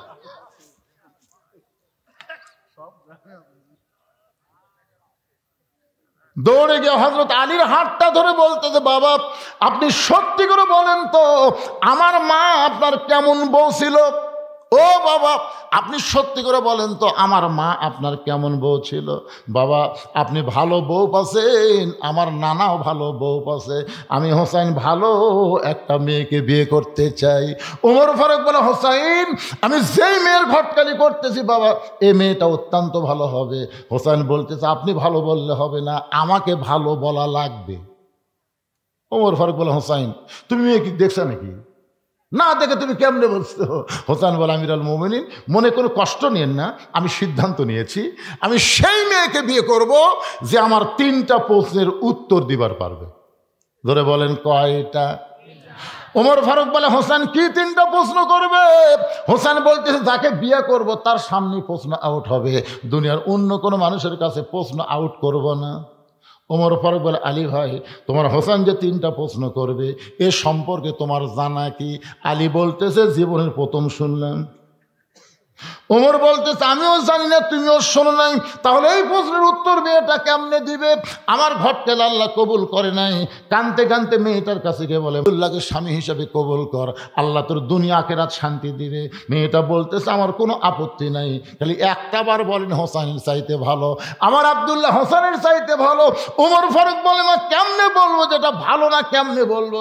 তাহলে আপনি কেমনে বলেন আব্দুল্লাহকে স্বামী হিসাবে গ্রহণ করব, বিয়ে যদি করতে হয় ওই হোসেনকে করব বিয়া, অন্য কোনো যুবক নয়।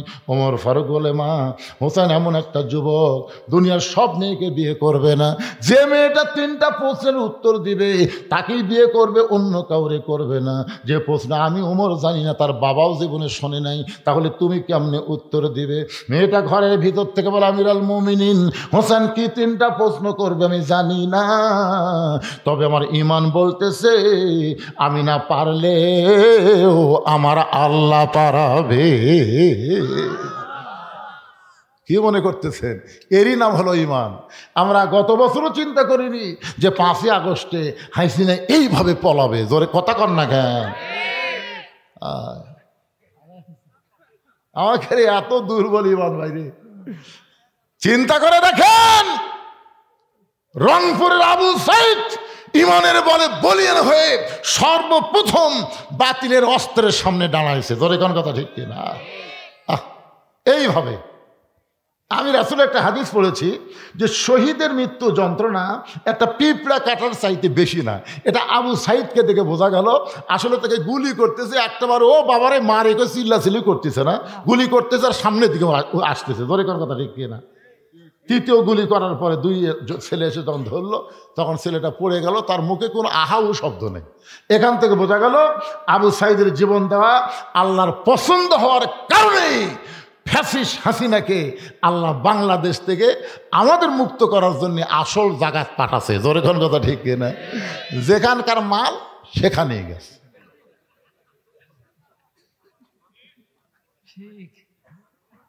ঈমানের দাবি যদি, এই যুবকেরা গানটা শোনো, আবার ওয়াজে ফেরত আসতেছি। ঈমানের দাবি যদি কোরবানি হয়, সেই দাবি ঘরে বসে থাকা নয়। ঈমানের দাবি হলো কিছু বিনিময়, সেই বিনিময় যদি কলিজার ঘাম হয়, সেই ঘাম দিতে যেন তৈরি থাকি। ওগো দয়াময় আমার আল্লাহ দয়াময়। ঈমানের দাবি হলো অগ্নিশিখা, বাতিলের বিরুদ্ধে জ্বলতে শিখা। সে আগুনে জ্বলে জ্বলে দিব ঈমানের পরিচয়। ঈমানের দাবি ঘরে বসে থাকা নয়। আমাদের বাংলাদেশের তরুণ প্রজন্ম, কিশোর প্রজন্ম বাতিলের বিরুদ্ধে ঈমানের দাবিতে যখন রাস্তায় বের হয়ে আসলো, হাসিনা পলাতে বাধ্য হয়ে গেল। জোরে কোন কথা ঠিক কিনা? ঘরত বসে থাকে যত আল্লাহ আল্লাহ জিকির করো, হাসিনার অত্যাচার থেকে বাঁচতে চায়, আল্লাহকে কান্দে মর, বাস শুনে বাড়ান লাগবে। জোরে কোন কথা ঠিক কিনা? 15.5 বছর বিএনপি যখন খালি কয় আন্দোলন হবে ঈদের পরে, ধরে কোন কথা, এর কি ঈদ শেষ হয় না? বারে খালি কয় ঈদের পরে শক্ত আন্দোলন করা হবে ঈদের পরে। আর জামাতেরা ঘরের মধ্যে বসে বসে জমি জমি মিটিং করে, প্রকাশ্যে বের হওয়ার পারে না। আয় আয় কি ফসকা বাচ্চা রে, কলজার টুকরা ময়নারা রে, যার মধ্যে আবু সাইদ, মুগ্ধ আমিন, এরকম 2000 ছাত্র জনতা তাদের জীবন দেওয়ার কারণে 30,000 ছাত্র জনতাকে আহত পঙ্গু করার কারণে পরে আল্লাহ তাআলা আমাদেরকে আবার স্বাধীনতা দিয়ে দিল। জোরে কান সুবহানাল্লাহ। মেয়েটা বলতেছে, আমিরুল মুমিনিন, হোসেন কি 3টা প্রশ্ন করবে আমি জানি না, তবে আমরা ঈমান বলতেছে আমি না পারলেও আমার আল্লাহ পারাবে। জোরে কোন কে পারাবে? সঙ্গে সঙ্গে ওমর ফারুক এক দৌড় আলীর বাড়িতে এসে বলতে, ভাই তারিখ করবার চাই। হোসেন বলে কিসের তারিখ? কিসের তারিখ? ওমর বলে বিয়ার তারিখ না, বিয়ার তারিখ না, তুমি যে 3টা প্রশ্ন করবা তার উত্তর দিবার পারবে কি পারবে না তারই তারিখ। আলী বলতেছে কি কন, যে প্রশ্ন আপনি জীবনে জানেন না, আমিও শুনিনি, সেই প্রশ্নের উত্তর মেয়েটা কেমনে দিবে? ওমর ফারুক বলে, আলী রে, তোমার কানটা আমার মুখের কাছে দাও। হযরত আলী কানটা যখন উমরের মুখের কাছে দেয়, উমর ফারুক ফিসফিস করে বলতেছে, ইমানের বলে বলিয়ান হয়ে যখন কেউ কথা বলে, তখন আমি বিশ্বাস করেছি সে একলা না, তার সঙ্গে আমার আল্লাহ রয়েছে। নির্দিষ্ট তারিখ মোতাবেক হযরত ওমর ডান পাশে বসে গেছে। একটু বসার সাইজটা খেয়াল করেন। ওমর ফারুক ডান পাশে বসে গেছে, আর হযরত আলী বাম পাশে, মাঝখানে হোসাইন বসেছে।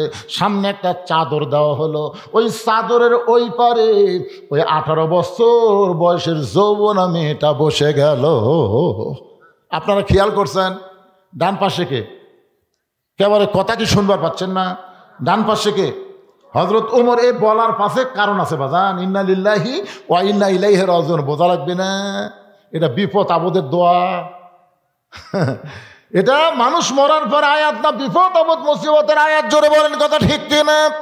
আর একবার আয়াতটা শোনেন, ইযা আসাবাতুহুম মুসিবাতুন ক্বালু ইন্না লিল্লাহি ওয়া ইন্না ইলাইহি রাজিউন। ডান পাশে হযরত ওমর, বাম পাশে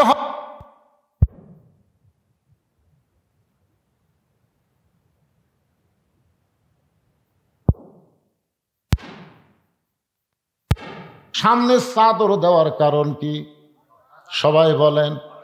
এখন যুবকদের জন্য সবচাইতে বড় বিপদ হলো মেয়েরা বেপর্দা হওয়া। জোরে কোন কথা ঠিক কিনা? আমাদের যুবকেরা রাস্তাঘাটে পাগলের মতন ঘুরতেছে, একটা 4G মোবাইল নিয়ে সারাদিন ঘোরে। সারাদিন ঘোরে, ঘোরে বাড়ি, খালি ঘোরে, বাড়ির থাকে না। দাদা কয়, কে রে তুই এত ঘুরিস কে রে, তুই এত ঘুরিস কে রে? তখন লাদ্দি কয়, দাদা বুড়া হচ্ছেন তো, বুঝতে পারতেছেন না, আপনাদের সময় তো এরকম মাল ছিল না, আসলে ছিল না। আমি ছোটবেলায় দেখছি আমার দাদি, তখন এত বোরকার বাহার ছিল না। দুটা হাতকে বোঝেন, এ মুরব্বীরা বুঝবে, হাতকে, দুটা হাতকে, একটা নিচে একটা উপরে, এমনভাবে পরিছে দুনিয়ার কোনো মরদ মানুষ চেষ্টা করলেও মুখ দেখবার পারেনি। একের মাথা লিয়ে এসে নামিয়ে দিছে। কে দাদি? ও দাদি, পড়ে যাবেন দাদি, ভালো করে রাস্তা। দুনিয়ার পড়া সহ্য করা যাবে, কিন্তু জাহান্নামের আগুনে পড়া যাবে না। ধরে কোন ঠিক কিনা? আর এখন 14 হাত শাড়ি রে, 14 হাত শাড়ি, কুটি যে পেঁচে, খালি পেঁচে, আঁচড়া পাঁচড়া বাড়ি করে থাকছে। আর এখনকার কিন্তু বোরকা বাড়াছে, বুঝলেন, টাইট ফিটিং। ধরে কোন কি ফিটিং? বোরকা পরলে বাহির থেকে সবকিছু বোঝা যায়। আমার মা বোনদের জন্য বলবো, মা, পর্দা হলো নারীদের জন্য ফরজ। আল্লাহ কোরআনে বলেছেন, অকর্না ফি বুয়ুতিকুন্না ওয়ালা তাবাররাজনা তাবাররুজাল জাহিলিয়াতিল উলা। সকলে বলেন আল্লাহু আকবার। সামনে চাদর দেওয়ার পরে ওমর ফারুক বলে, হোসাইন, এখন তুমি প্রশ্ন শুরু করো। প্রশ্ন কয়টা? জোরে বলেন কয়টা? এই সবাই মনোযোগ দিয়ে শোনো, এখন তুমি প্রশ্ন শুরু করে দাও। ওমর ফারুক বলে, হোসেন, এখন তুমি 3টা প্রশ্ন করো। এবার হোসেন বলে, রে মেয়ে, তুমি একা একা বসে আছো, তাই বলে তুমি একলা না, আমি হোসাইন বড় একা হয়ে গেছি। ওমর ফারুক বলে, হোসাইন, তুমি কি পাগল হইলে নাকি? তোমার ডান পাশে আমি বসে আছি, বাম পাশে তোমার বাবা বসে আছে, এরপরে তুমি একলা কেমনে হলে? হোসাইন বলে, রে মেয়ে, আমার 2 পাশে 2জন মহামানব বসে আছে, কিন্তু মনে মনে এই 2 মহামানব তোমার পক্ষ নিয়েছে। আপনারা বলেন তো, ওমর ফারুক কার পক্ষে? হযরত আলী। তাহলে খামাখাই পক্ষে বসে লাভ কি? আজকে নিরপেক্ষ নির্বাচন কমিশনার সকাল 11টায় কইল 8% ভোট আছে, 12টায় কইল 19%, 2টার সময় ঘুমোত্তা গোটা কয় 44%। তার মানে কি? আপনারা বলেন তো, হাসিনার সময় যে নির্বাচন কমিশনার ছিল, ই কি নিরপেক্ষ? কথা কন নাই নিরপেক্ষ? আসলে নিরপেক্ষ শব্দ চলবেই না। এমনকি আমার আল্লাহ পর্যন্ত নিরপেক্ষ না। আল্লাহ যদি নিরপেক্ষ হতো তাহলে কেন বললো ইন্না দীনা ইনদাল্লাহিল ইসলাম? ইসলাম আমার মনোনীত জীবন বিধান কেন বললো? তার মানে হিন্দুদের বিপক্ষে, কাফিরের বিপক্ষে, মুনাফিকের বিপক্ষে, ইহুদির বিপক্ষে, মুসলমানের পক্ষে। জোরে কোন কথা ঠিক কিনা? তা আল্লাহ যদি নিরপেক্ষ না হয় তুই কেমনি নিরপেক্ষ রে? হুজুর আমি কোনো দল করি না, আমি নিরপেক্ষ। আরে পাগলা, তুই নিরপেক্ষ না, তুই হলো হিজড়ে। হিজড়া কোনো পক্ষে নাই, ওই মেয়ে পক্ষেও নাই, মরদ পক্ষ নাই, ওর উপরেও শান্তি নাই, তলেও শান্তি নাই। জোরে কোন কথা কর না কেন ভাই? কে রে যুবকারে, তুমি কি মনে করছো যে আমি কানা বক্তা ওয়াজ করতেছে? এত ঘোরা লাগে খুব থাকে রে। আর এখানে কয়টা যুবক এসে যায়, আবার এসে খাড়া হতে থাকে। এই মাহফিল কমিটির লোকের তবার বিজয় করে দিত।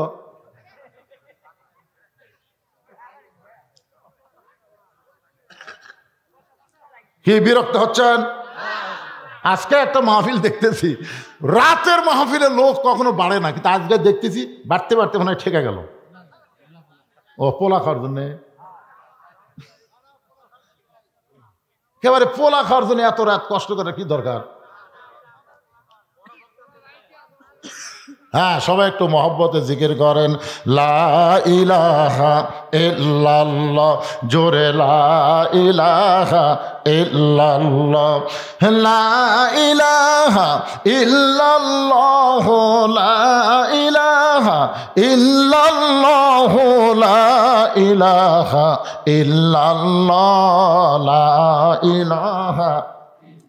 ওমর ফারুক বলে, হোসেন এখন তুমি প্রশ্ন শুরু করে দাও। এবার হোসেন রাদিয়াল্লাহু এক নম্বর প্রশ্ন করতেছে, রে মেয়ে, আমার মাকে তুমি জানো? আমি কোন মায়ের সন্তান তুমি কি বলতে পারো? আমার মা সম্পর্কে কি তুমি জানো? সঙ্গে সঙ্গে হওয়াত আলী চমকে উঠছে। হওয়াত আলী চমকে ওঠার কারণ হলো আমি ছেলের সাথে আছি, আর ছেলে আমার কথা না কইয়া ওর মায়ের কথা বলতেছে। আপনি যখন বিয়ে করছেন, আমি যখন বিয়ে করছি, তখন কাজী সাহেব আমাকে বললো যে ভাই আপনার বাপের নাম কি? আপনার বাপের নাম কি? আমি আমার বাপের নাম লেখা দিলাম, আমার বিয়ে রেজিস্ট্রি হলো 91 সালে। বাড়িতে এসে আমার মা বললো, কীভাবে বিয়ে হলো বাবা? কাজী সাহেব বললো তোমার বাপের নাম কি? বাপের নাম লেখা দিলাম, বিয়ে হলো। এই তোর বাপের নাম? আমার নাম। আমি বললো আপনার নাম তো শুনবারই চাইনি। তখন বাপ ঘরের মধ্যে, মা ঘরের মধ্যে যে কান্তি স্যার বলতেছে, তোর বাপ তোর জন্য কি করছে রে? বাবা আনন্দে মাতিয়া সাগরে ভাসাইয়া সেই যে চইলা যায় খবর লয় না। মাজন ধরিয়ায় উদরে কত কষ্ট করে, 10 মাস পরে পায় প্রসবের বেদনা। এমন দরদি ভাবে কেউ হবে না আমার মা। মা গো কি বলবো প্রসবের কথা, মা বিনে সেই ব্যথা কেউ তো বুঝিবে না। মাজন ঠেকিয়া সন্তানের দায় অকালে মা মারা যায়, ঠেকিয়া সন্তানের দায় অকালে মা মারা যায়। কেন সে মায়ের ভক্তি করো না? এমন দরদি ভাবে কেউ হবে না আমার মা। মা গো সবাই বলেন মা। মারে আহ কি মধুর নাম রে। 23 সালের 25 ডিসেম্বর আমার মাটা মারা গেছে। আমাকে যারা দাওয়াত দিবার দেয় তারা গিয়ে দেখে মসজিদের পাশে 18 সালের জুলাই মাসে আমার বাবা মারা গেল, আর 23 সাল ডিসেম্বরের 25 তারিখ আমার মা দুনিয়া থেকে চলে গেল। বাড়িতে গিয়ে যখন তাকায় চারিদিকে ফাঁকা ফাঁকা লাগে। দাঁত থাকতে মানুষ দাঁতের মূল্য দেয় না, চোখ থাকতে মানুষ চোখের গুরুত্ব দেয় না রে। বাপ মা যখন মারা যায় তখন বুঝতে পারে তার আপন বলতে আর এই জগতে কেউ না। হোসাইন রে মেয়ে, আমার 1 নম্বর প্রশ্ন হলো আমার মাকে তুমি জানো? আমি কোন মায়ের সন্তান? সঙ্গে সঙ্গে মেয়েটা পর্দার উপর থেকে বলে, হোসাইন আপনার মাকে আমি চিনি। প্রশ্ন করেছে আমার মাকে জানো, আর উত্তর দিছে আমি চিনি। ওমর ফারুক জিব্বাত কামড় দিছে, 1 নম্বরে আউট। 3টার উত্তর দিবি, আমি কি আশা করছি? একটাতে আউট হয়ে গেল রে। প্রশ্ন করলো আমার মাকে জানো, ওইকে আমি চিনি। এই পাগলি, হোসাইনের মাকে যেমন তেমন মেয়ে মানুষ নাকি রাস্তায় ঘুরে বেড়ায়? আপনারা কোন রাস্তায় ঘুরে বেড়ায়? আপনাকে পাড়ার যার বউকে সবাই চেনে ওই লোকটা জাহান্নামী, ওই লোকের বউ জাহান্নামী। আপনার খাটত বসে কার গল্প করেন? এই পাড়ার মধ্যে কার বউ সবচেয়ে সুন্দরী কন? যদি গল্প করেন অমুকের বউ আমি দেখছি ভাই, সেই রকম বুঝবেন ওই লোকটা ওর স্বামীও জাহান্নামী, ওর বউ জাহান্নামী। কে তোর বউ পাড়ার লোককে আমি দেখলাম?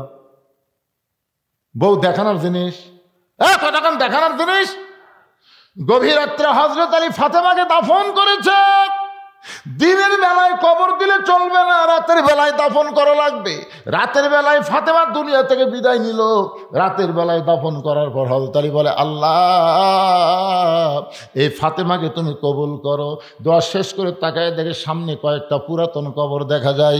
এইমাত্র ফাতেমার কবর দিলাম, সেই নতুন কবরটা গেল কোন জায়গায়? গোটা জান্নাতুল বাকি দোয়ার বলে ফাতেমার কবর। ফাতেমার কবর কোথায়? ফাতেমার কবর।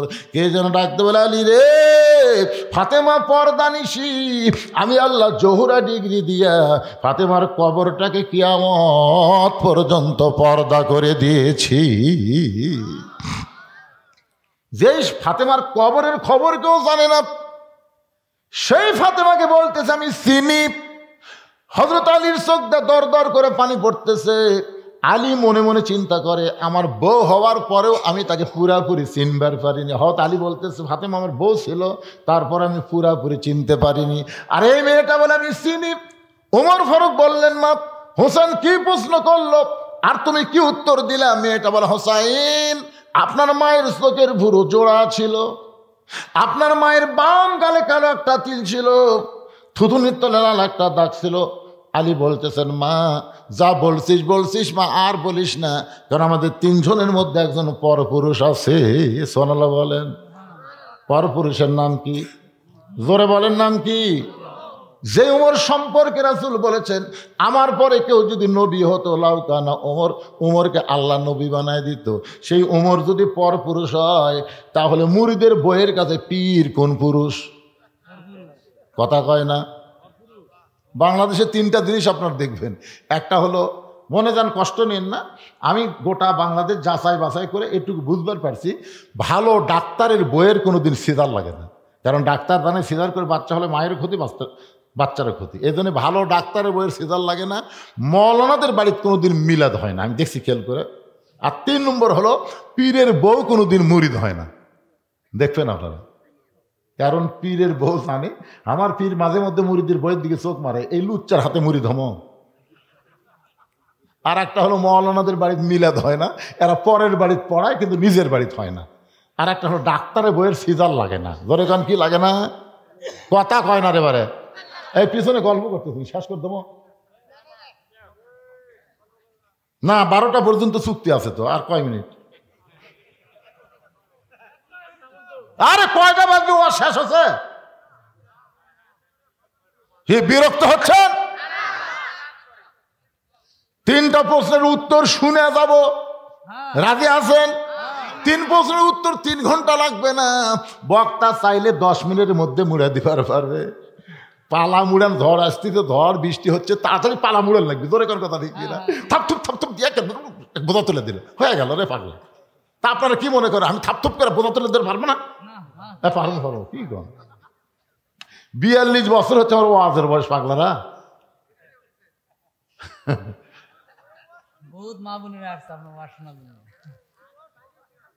আবার শোনো, হ্যাঁ শোনেন, এই যে সূরা ফাতিহা জীবনে কয়বার পড়ছেন? জীবনে কয়বার পড়ছেন? সারা জীবন যদি কেউ সূরা ফাতিহা শোনে অথবা পড়ে, একটা মুহূর্তের জন্য বিরক্ত রাখবে না। জোরে কোন কথা ঠিক কিনা? ঈমান আমলের ওয়াজ। কোরআনে আল্লাহ 82 বার নামাজের কথা কেন বললো? সাই বললো, হুজুর একই নামাজের কথা আল্লাহ 82 বার বললো, আল্লাহ বিরক্ত লাগলো না? নবী কয়, পাগল, যার গুরুত্ব যত বেশি সেটা ততবার আলোচনা হবে। জোরে কোন ঠিক কিনা? আয় হায় রে, একটু মনোযোগ দিয়ে শোনেন। হযরত আলী বলতেছে, মা যা বলছো বলছো, আর বলো না, কারণ এ জায়গায় একজন পরপুরুষ আছে। আমি জানতে চাই মা, হাসান হোসেনের মায়ের চোখের ভুরু জোড়া ছিল, এটা দুনিয়ার কেউ জানবে না, আমি জানি কি জন্যে। আল্লাহ রাসূল বলেছেন, কোন স্বামী যদি তার বিবির দুই ভুরুর মাঝখানে একটা চুমা খায়, ওই স্বামীর আমল নামায় আল্লাহ একটা খুশি হয়ে ওমরা হজের সওয়াব দিয়া দেয়। কোন জায়গা? এদিকে ভুরু, দুই ভুরু নেই, এই ভুরু একটা শব্দ করে খাবেন। খাচ্ছেন কোনোদিন? বইয়ের ভুরুর দিকে তাকাই না, তাকায়। আলী বলতেছে, আমি বলতে পারি হাসান হোসেন মায়ের চোখের ভুরু জোড়া ছিল, বাম গালে কালো একটা তিল ছিল, থুতুনির তলে লাল একটা দাগ। তুমি কেমনে বললাম? মেয়েটা বলে, মুরব্বী, ওই রোমের জেলখানার মধ্যে যখন আমি বন্দি ছিলাম, সে দিল কারারক্ষী আমাকে সকালবেলা 3টা করে চাবুক মারতো, বিকালবেলা 3টা করে চাবুক মারতো। আমার দেহের এমন কোনো জায়গা নাই যে জায়গায় চাবুকের আঘাত লাগে নাই। মারতে মারতে অনেক সময় আমি বেহুশ হয়ে পড়ে যেতাম। ওই বেহুশ অবস্থায় একবার চেতন পেয়ে বললাম, আল্লাহ তুমি আছো আসমানে, নবী আছে মদিনায়, এ রোমের জেলখানে এত নির্যাতন, আমাকে দেখার মতন দুনিয়াতে কেউ নাই। এ কথা বলতে কানতে কানতে যখন ঘুমিয়ে গেছি, ওই ঘুমের ঘরে স্বপ্নে দেখি একটা জান্নাতের হুরি আমার মাথার পিছনে বসে কাঁদতেছে, আমার মাথার কাছে বসে কাঁদতেছে। আমি বললাম, কে গো আপনি? জান্নাতের হুরি না বেহেশতের পরী? এত সুন্দরী। আমার মাথায় হাত দিয়ে বলে, মা আমি জান্নাতের হুরিও না বেহেশতের পরেও না, আমি হলাম জগৎ বিখ্যাত মা ফাতেমা। ওই জান্নাতুল বাকি থেকে রোমের জেলখানায় তোমাকে সান্ত্বনা দেই, এমন করে আর তুমি কষ্ট করে কান্দো না। মেয়েটা বলে, হোসাইন। আমি তখন তার চেহারার দিকে তাকায় দেখি চোখের ভুরু জোড়া দেখতে পাই, বাম গালে কালো একটা তিল দেখতে পাই, থুতুনিতে লাল একটা দাগ দেখেছি। এরপরে আমার আর কিছু দেখার ভাগ্য হয় নাই। সঙ্গে সঙ্গে হোসেন বলে, রে মেয়ে, 1 নম্বর প্রশ্নের উত্তর যেমন আশা করেছিলাম তার চাইতে তুমি 100 গুণ সুন্দর দিয়েছ। ওমর ফারুক বলতে, আলী ভাই, আমার ঘটকালি মনে হয় আল্লাহ কবুল করছে। হোসেন বলে, এত সহজ না। 33 99 না পাইলে আমি বিবাহ করব না, কেবলমাত্র 33 পাইছে। এবার ওমর ফারুক বলে, হোসেন তাহলে তুমি 2 নম্বর প্রশ্ন করো। এবার হোসেন বলে, রে মেয়ে, আমার 2 নম্বর প্রশ্ন হলো, তুমি বাড়ি হলো রোম দেশে, তোমার বাড়ি হলো রোম দেশে, তুমি রোমের জেলখানায় 12 বছর বন্দী ছিলে, 6 বছর বয়সে ইমান গ্রহণ করা অপরাধে। আমার দ্বিতীয় প্রশ্ন হলো, 6 বছর বয়সে তুমি ঈমান কোথায় পাইলা? কারণ তুমি কইছো তোমার দাদা খ্রিস্টান, তোমার বাবা খ্রিস্টান। তাহলে তোমার দাদা যদি খ্রিস্টান হয়, বাবা যদি খ্রিস্টান হয়, তাহলে 6 বছর বয়সে তুমি ঈমান কোথায় পাইলা? মেয়েটা বলে, হোসাইন, আমি ঈমান কোথায় পাইলাম যদি শুনতে চান তাহলে শোনেন। আমার দাদা দুনিয়ার কোনো সাধারণ মানুষ না, আমার দাদা হলো রোম সম্রাট কাইসার। আল্লাহু আকবার। আমার দাদা একদিন অন্দরমহলে গিয়ে আমাকে বলতেছে, নাতনি রে, আজকে রোমের রাজদরবারে খেলা হবে, তুই কি খেলা দেখতে যাবি? আমি 6 বছরের ছোট্ট মেয়ে, আমার দাদার সাথে খেলা দেখার জন্য রাজদরবারে ঢুকলাম। আমার দাদার সিংহাসনের কাছে ছোট্ট একটা চেয়ার আমাকে সেট করে দিল। ওই চেয়ারে বসেই বললাম, দাদু ভাই, খেলা দেখার কথা বলে নিয়ে আসলেন, কিন্তু খেলাটা কোন জায়গায়? আমার দাদা বলে, নাতনি তাহলে ওই যে তাকায় দেখ। মেয়েটা বলে, হোসাইন, 6 বছর বয়স আমি তাকায় দেখি একটা মানুষের 2টা হাত কালো রশি দিয়ে বেঁধে রাখছে, ওই মানুষটার চোখ কালো কাপড় দিয়ে বাঁধা, ওই মানুষের 2টা পা লোহার শিকল দিয়ে আটকায় রাখছে। আমি কইলাম, দাদু ভাই, খেলা দেখার কথা বলে নিয়ে আসলেন, কিন্তু একটা মানুষকে আমি দেখতে পাই। আমার দাদা অট্ট হাসি দিয়ে বলে, নাতনি রে, তুই ছোট্ট মানুষ, তুই বুঝবি না, ওইটা মানুষ না রে, ওইটা মানুষ না, ওইটা হইল মুসলমান। ওইটা মানুষ না, ওইটা হলো মুসলমান। তার মানে কি বললেন? ইহুদি খ্রিস্টানেরা কোনোদিন মুসলমানকে মানুষ মনে করে না। মুসলমানকে যদি মানুষ মনে করত, তাহলে ফিলিস্তিনের এ পর্যন্ত 42,000 শিশু বাচ্চাকে অন্যায়ভাবে তারা হত্যা করতো না। জোরে কোন ঠিক কিনা? হ্যাঁ, এমন একটা গুলি আমেরিকা বানিয়ে দিছে, যে গুলি মায়ের কোলে সন্তান বসে থাকবে, গুলি আসবে, শব্দ হবে না, গুলি লাগার পরে ওই বাচ্চার ভিতরের গোস্ত পুড়ে যাবে। আল্লাহ কয়, কে রে, ফিলিস্তিনের বাচ্চাদের গোস্ত পুড়বি, আমি আমেরিকা পুড়ে ছারখার করে দেবো। জোরে কোন কথা ঠিক কিনা? কয়েকদিন আগে আগুন লাগছিল না? আয় হায়, এমন আগুন লাগিয়েছে, ওরকে যত পদ্ধতি আছে সব পদ্ধতি আগুন নিবানোর ব্যবহার করে, কিন্তু আগুন নেবে না। বাধ্য হয়ে মুসলমানের দ্বারস্থ হয়ে বলতে, ভাই আমাকে ঈশ্বর মরে গেছে, গড কাঠ হয়ে আছে, ভগবানের খাওয়া নেই, তোমাকে আল্লাহর খবর কি? তখন মুসলমান আল্লাহ আকবরকে জোরে আজান দিল, যদ্দূর পর্যন্ত আজান যায় তদ্দূর পর্যন্ত আগুন আল্লাহ নিভাইয়া দেয়। জোরে খান সুবহানাল্লাহ। এ দৃশ্য দেখে এক সময় 1300 খ্রিস্টান মুসলমান হয়ে গেছে। জোরে খান সুবহানাল্লাহ।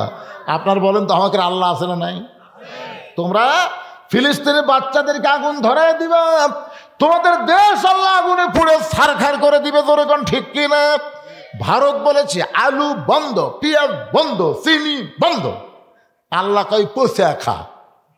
বাংলাদেশত লাগবে না, কারণ ওয়ামিন দাব্বাতিন ফিল আরদি ইল্লা আলাল্লাহি রিজকুহা, পৃথিবীতে একমাত্র রিজিক দেনেওয়ালা কে?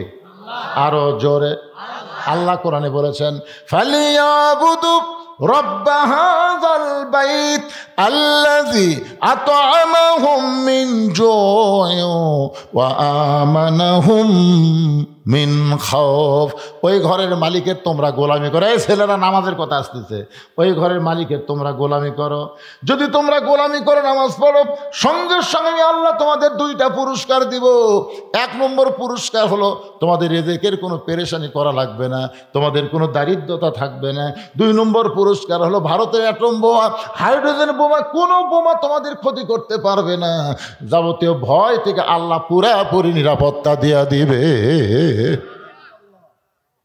তাহলে ইবাদত করা লাগবে কার? মেয়েটা বলতেছে, হোসাইন আমার দাদা বলতেছিল মানুষ না, ওইটা হলো মুসলমান। আমি তখন বললাম, দাদা ওই মুসলমানকে নিয়ে আপনি কি খেলা খেলবেন? আমার দাদা বলে, ওই যে তাকায় দেখ। মেয়েটা বলে 6 বছর বয়সে। আমি তাকায় দেখি আগুনের একটা চুলার মধ্যে দাউ দাউ করে আগুন জ্বলতেছে। ওই আগুনের চুলার উপর বিশাল একটা দেখছি মনে মনে তেল, নিচের তাপে তেলগুলো টকবক টকবক করতেছে। আমার দাদা বলে, নাতনি রে, আজকের খেলা হবে। ওই মুসলমানকে হাত পাও বাঁধে উত্তপ্ত তেলের মধ্যে ফেলে দেওয়া, মুসলমান তেলের মধ্যে পুড়ে যাবে। আজকের খেলার নাম হলো মুসলমান মারার খেলা। খেলার নাম কি? জোরে খান, কি মারা? মুসলমান মারার খেলা। আমি তখন 6 বছর ছোট্ট মেয়ে, আমার দাদাকে জোরহাত করে বললাম, দাদু ভাই এই মুসলমানকে মারার খেলা বন্ধ করা কি যায় না? এই মুসলমানকে না মাইরা কি ছেড়ে দেওয়া যায় না? আমার দাদা বলে, 100 বার ছেড়ে দিব যদি মুসলমান একটা বারের জন্য বলে আল্লাহ রাসূল মানি না।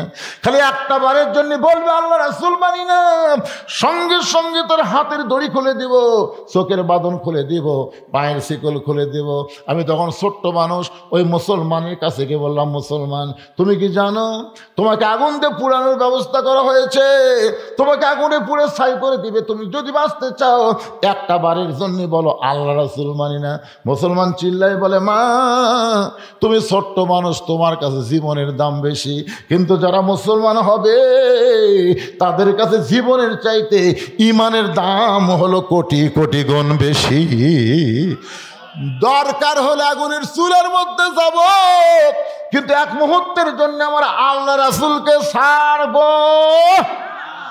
মেয়েটা বলে, হোসেন সঙ্গে সঙ্গে আমার দাদা দাঁড়িয়ে বলল, রে সৈন্যরা আর দেরি করো না, ওই মুসলমানকে হাত পা বাঁধা অবস্থা আগুনে ফেলে দাও। আমি তখন বললাম, দাদু ভাই আমি এই খেলা দেখবো না, আমি যাবার চাই। আমার দাদা হাত ধরে বলতেছে, খেলা দেখার কথা বলে তোকে নিয়ে আইছি, তোকে যাবার দেব না। আমাকে জোর করে বসে রাখলো। আমি তাকায় দেখি ওই মুসলমান ফাঁসির মঞ্চে যাচ্ছে। সুবহানাল্লাহ। আমাদের বাংলাদেশে ফাঁসির মঞ্চে যায়নি, যখন যায়নি, মীর কাসেম আলীকে উকিল বলতেছে, স্যার আপনার ফাঁসি হবে। মীর কাসেম আলী বলে, এখন কটা বাজে? বলে 9:30। আলহামদুলিল্লাহ, এখনো 2.5 ঘন্টা আছে।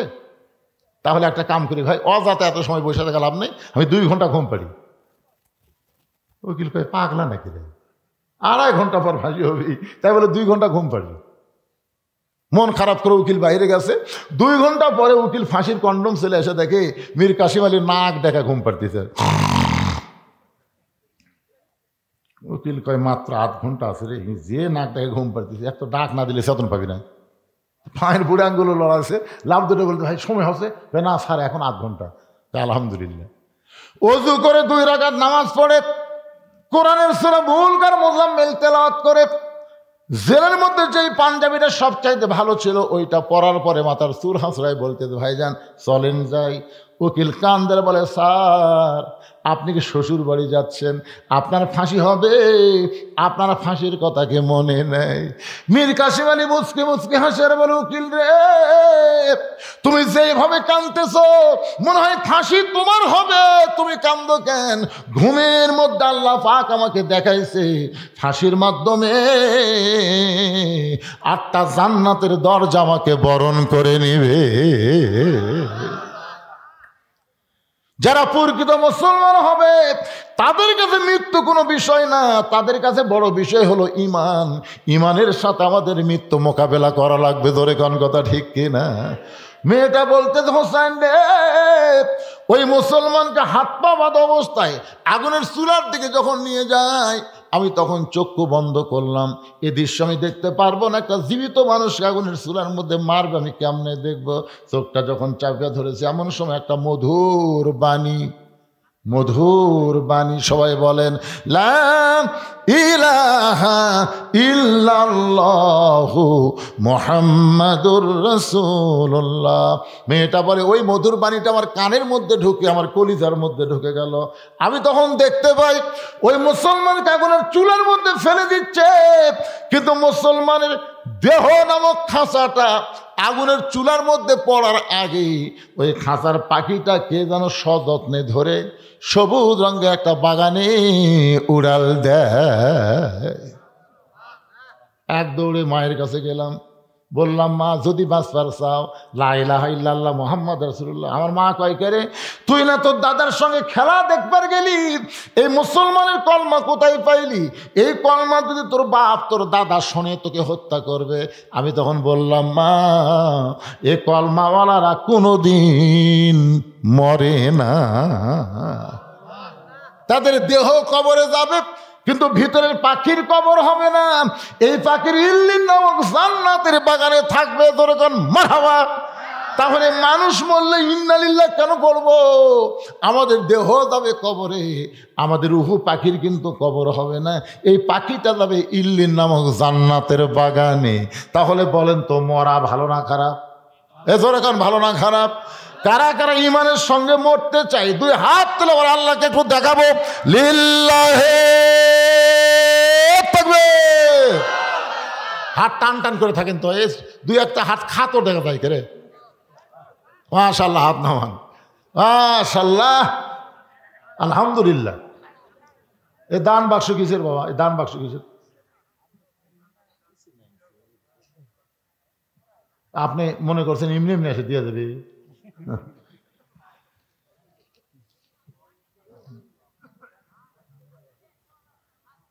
ঈদগাহ মাঠের উন্নয়ন কল্পে ও এই যেখানে এরা ঈদগাহ মাঠ নাকি? এরাই ভিতরে আছে। আচ্ছা, ঈদগাহ মাঠের উন্নয়ন কল্পে আপনারা একজন ওটা বসা করবেন না, আমার কলজা ভরে গেছে। যখন থেকে এ পর্যন্ত 2 ঘন্টা কথা বলতেছি, লড়া নাই চড়া নাই, ভালো লাগতেছে না? কিন্তু এখন আদায়ের কথা শুনে যদি লাভ দিয়ে ওঠেন ওঠেন ওঠেন। আল্লাহ কয় আজ তুই লাভ দিয়ে উঠলো, কালকে তুই পেশাব করে তো পড়বো, তোকে মালুই ঘুরে যাবি, 50,000 টাকা খরচ করলে তুই সুস্থ হবি না। কি মনে করতেছেন আল্লাহ পারে না? রাস্তার ধার দিয়ে ঘুরতেছেন, হঠাৎ মোটরসাইকেল নিয়ে যাচ্ছেন, পিছন দিকটা ট্রাক মারা দিল, তখন কি করবেন? এই কি করবেন? দৌড়াদৌড়ি করেন কেন? আর সাদকা তো তারুদ্দুল বালা, দান সাদকা করলে আসমানের বিপদ জমিনের বিপদ থেকে আল্লাহ তাকে হেফাজত করে। দেখেন আমিনও কয় না। কি জায়গা তোয়াজ করতেছিল, এই বিষ্ণুপুর নাম বাদ দিয়ে ইসলামপুর থা লাগবে। এই বিষ্ণুপুর হয়ে তো কাম সারতেছে সব। নাম তুমি কৃষ্ণপুর, বিষ্ণুপুর, হরিপুর। হ্যাঁ আল্লাহ আল্লাহ দুই আল্লাহ, কি আল্লাহ। এই গ্রামের জামাই কারা কারা আছে একটু হাত তোলেন তো। এই গ্রামের জামাই, কয়টা জামাই আজকে আওয়াজ শুনতেছেন? ভাই হাত তোলেন ভাই। এই জামাইরা হাত তোলো। তা সামনে একটা জামাই নাই। এই জামাই আপনি হাত তোলেন না কেন? আপনার জনগণ চিনে না? আমি না হয় না আসেনি, গ্রামের লোক আপনার চিনে না? দেখছেন এমন জামাই খাড়া আছে, ইলিজি তো শ্বশুর হয়ে গেছে রে বা, মাশাআল্লাহ। আচ্ছা, আপনাকে দিয়ে শুরু হোক জামাই। ঈদগার জন্য আপনি কি দিবেন বাবা? এটা কি? ওটা কি আর কি?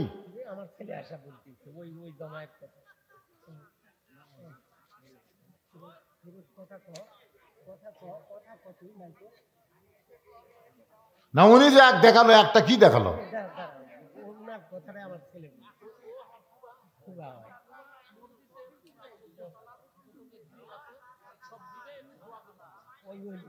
আপনি মসজিদের যত গিরিল আছে সব দিবেন?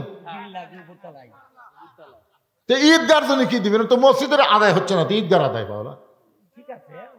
হ্যাঁ,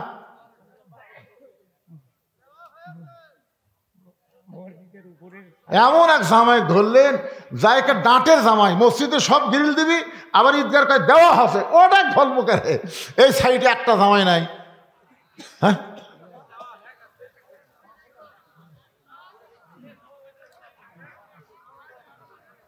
আচ্ছা, জামাই তো নাই, এবার লেগেছে প্রবাসী। প্রবাসী তো বাইরে আছে, তার কে আবার নাম দিয়েছে প্রবাসী। কেউ আছেন এখানে? প্রবাসী কেউ থাকে?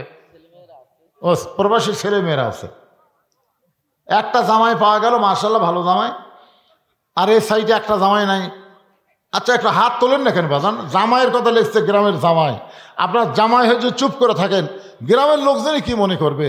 এরা খালি খাওয়ার জামাই, লেওয়ার জামাই, দেওয়ার না। কে করলো ঠিক রে? এটাকে জামাই করলো ঠিক? আচ্ছা, তেজত কে কয়টা জামাই আছে? তেজে কেউ জামাই আছে? আছে।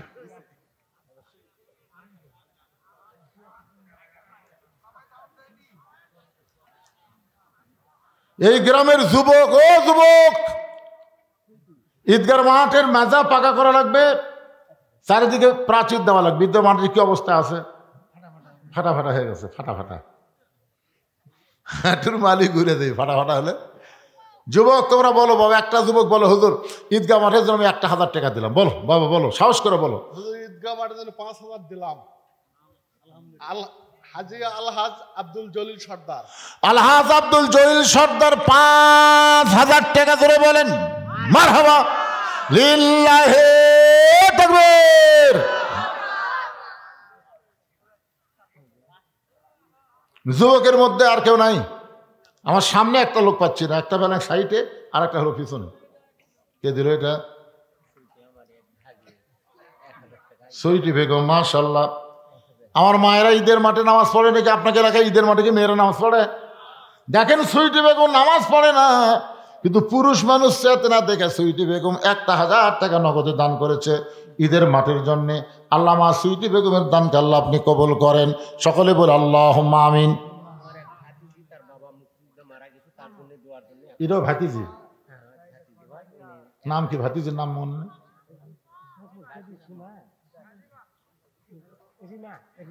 রিমা আর একজন মা, তার বাবা মুক্তিযোদ্ধা ছিল, দুনিয়া থেকে বিদায় নিয়েছে। বাবার রোহের মাগফিরাত ঈদগার মাঠে 1000 টাকা দান করেছে। আল্লাহ আল্লাহ দানকে কবুল করেন। জোরে বলে আমিন। সবাই বলে আল্লাহুম্মা আমিন। নাহিদুল, এই যে একটা জামাই পাওয়া গেছে, মাশাআল্লাহ। নাহিদুল ইসলাম এই গ্রামের একটা জামাই নগদে 500 টাকা দান করেছে। আল্লাহ নাহিদুলের দানকে আল্লাহ আপনি কবুল করেন। আল্লাহুম্মা আমিন। কবুল করো, কবুল করো। মোদের কামনা দানকারীকে দিবেন জান্নাত, আল্লাহ নিরাশ করবেন না। আল্লাহ নবীর ডবল জামাই হলেন ওসমান গনি। নবী একদিন ওসমানকে ডাকতেন, ওসমান, আল্লাহ তোমাকে কত সম্পদ দিছে, তুমি কি তার হিসাব দিবার পারবা? ওসমান বলে, রাসূলুল্লাহ, এত সম্পদের হিসাব কেমনে দেব? তবে একটা কথা আপনাকে বলতে পারি, আমার সম্পদ রাখতে গিয়ে যতগুলো গুদাম তৈরি হয়েছে, এই গুদামের তালা দিয়ে চাবি টানতে একটা তাজা উট ক্লান্ত হয়ে যায়। চাবি টানতে, জোরে কোন কি টানতে? তালা টানতে না, তালা দেওয়ার পরে চাবি টানতে একটা উট ক্লান্ত হয়ে যায়। এখন চিন্তা করেন কত গুদাম, গুদামের তালা, তারপরে সে চাবি টানতে যে উটটা ক্লান্ত হয়ে যায়। রাসূল বলে, ওসমান, তুমি আমার জামাই, আমি তোমার কাছে বলতেছি বাবা, এই সমস্ত সম্পদ যদি আল্লাহ ফেরত চায়, তুমি কি দিবা? সঙ্গে সঙ্গে ওসমান করে দৌড়ে গিয়ে উটের রশি ধরে নবীর হাতে রশিটা দিয়ে বলে, রাসূলুল্লাহ, শুধু সমস্ত সম্পদ না, গুদাম না, তালা না, চাবি সহ উটটা আমার আল্লাহকে দিয়া দিলাম। নবী বলে, ওসমান সবই আল্লাহ দিলে তোমার থাকলো কি? সঙ্গে সঙ্গে ওসমান বলে, রাসূলুল্লাহ আমার আল্লাহ নবী থাকলে আমার যথেষ্ট, আমার অন্য কোনো কিছুর দরকার নাই।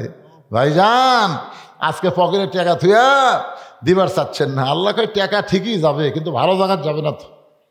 ঈদগার মাঠের জন্য 1 বস্তা 2 বস্তা সিমেন্ট দেন না কেন? ওঠেন বলেন, আল্লাহর বান্দারা সবাই দেন। এনামুল হক, মৃত মোহাম্মদ আলী আফসার আলী, তারপরে মৃত সাইদা 500, তারপরে দাদি জন্যে 500, তাহলে তো হয়ে গেল 1,500 টাকা বাকিতে দান করেছে। আল্লাহ দানকে কবুল করেন। যাদের নিয়তে দান করলো আল্লাহ তাদের সকলের কবরকে জান্নাতের টুকরা বানান। জোরে কন আমিন। সবাই বলে আল্লাহুম্মা আমিন। এই ছেলেরা, এই তোমরা কি ব্যাগ ট্যাগ নিয়ে আসো? ভিতরে যে আদায় করা লাগবে গামছা ব্যাগ আছে, এগুলা কোথায়? সে ছেলেরা কোথায়? দিকে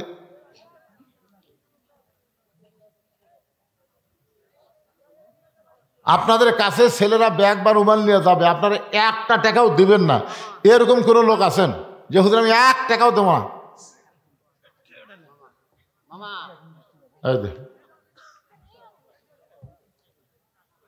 আল্লাহর একজন বান্দা ঈদগাহ মাঠের উন্নয়নে 500 টাকা দান করেছে। আল্লাহ দানকে কবুল করেন। আল্লাহুম্মা আমিন।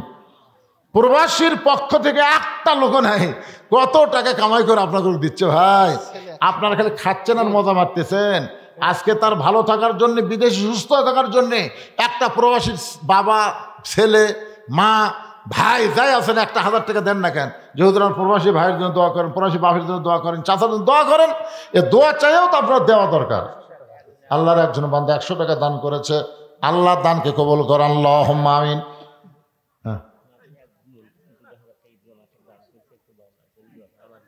আপনার বোনের নাম কি? সুফিয়া খাতুন। আমার মা, বাপমার জন্য দোয়া চাই। ঈদগাহ মাঠে সভাপতি সাহেবের বোন 2,000 টাকা দান করেছে। আল্লাহ দানের কারণে বাপমার কবরকে জান্নাতের টুকরা বানায় দেন। জোরে কান আমিন। এই সুফিয়াকে আল্লাহ মা খাদিজার সঙ্গে জান্নাতে কবুল করেন। সকলে বলে আল্লাহুম্মা আমিন। এই ব্যাগ বস্তা নিয়ে নামছে নাকি রে? দেন, সবাই দেন। 10, 20, 50, 100 টাকা যে যা পারেন। জীবনের শেষ দান মনে করে সবাই দান করবেন। দুনিয়ারই সম্পদ দুনিয়াতে রবে, ফকির হয়ে মানুষ কিন্তু কবরেতে যাবে। বোবা একটা ছেলে 100 টাকা দান করছে। আল্লাহ দানকে কবুল করেন। আল্লাহ নেক নিয়ত নিকাশা পড়ে আল্লাহুম্মা আমিন। কেরে যেই সমস্ত ছেলেরা আমাকে আসার পর থেকে মিছিল টিছিল করে কি অবস্থা রে বা, আরে একটাও নাই কেরে। এই গ্রামের জামাই হাসিম, এইবারে পাওয়া গেল গ্রামের জামাই হাসেম আলী 1,000 টাকা নগদে দান করেছে। আল্লাহ জামাইয়ের দানকে আল্লাহ আপনি কবুল করেন। জোরে বলে আল্লাহুম্মা আমিন। এরকম 2-4টা জামাই থাকলে তো কামাই হয়।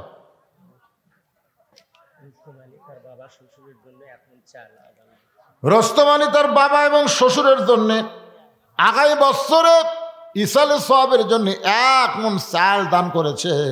আল্লাহ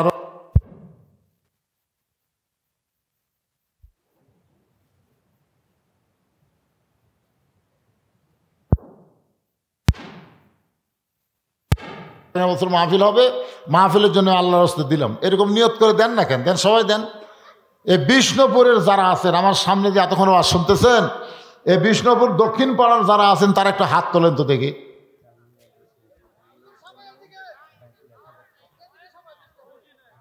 বিষ্ণুপুরের এই কয়জন লোক? তাহলে এর মধ্যে একটাও নাই।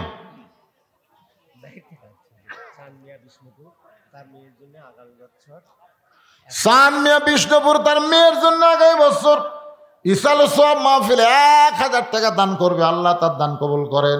তার মেয়ের জন্য দেখলো, কারণ মেয়ে কি মারা গেছে নাকি?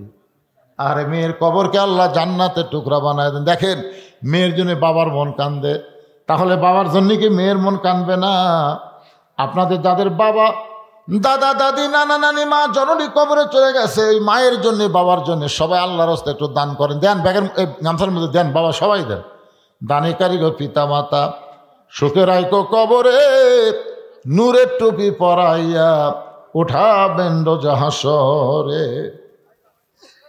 গ্রামবাসী নাই, কৃষ্ণপুর বিষ্ণুপুর গ্রামবাসী নাই।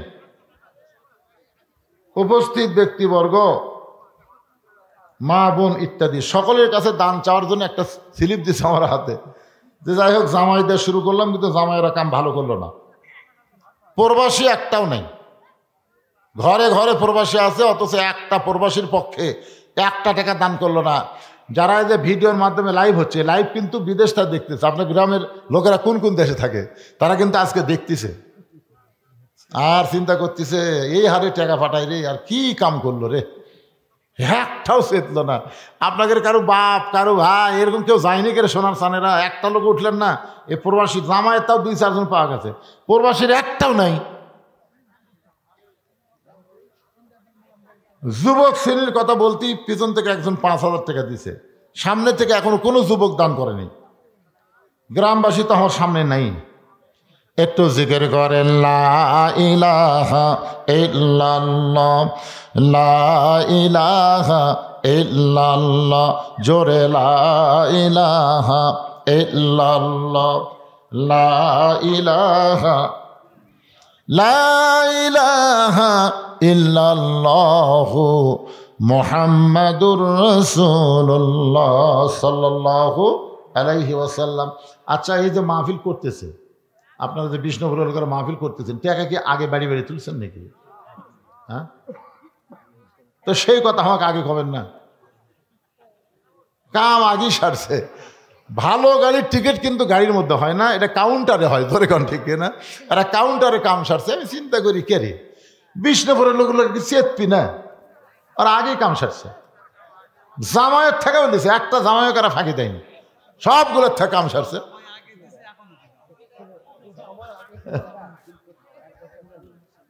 এখন এই যে চাদর মাদরে যা দেবেন আলহামদুলিল্লাহ, একটু ধরে দেন সবাই।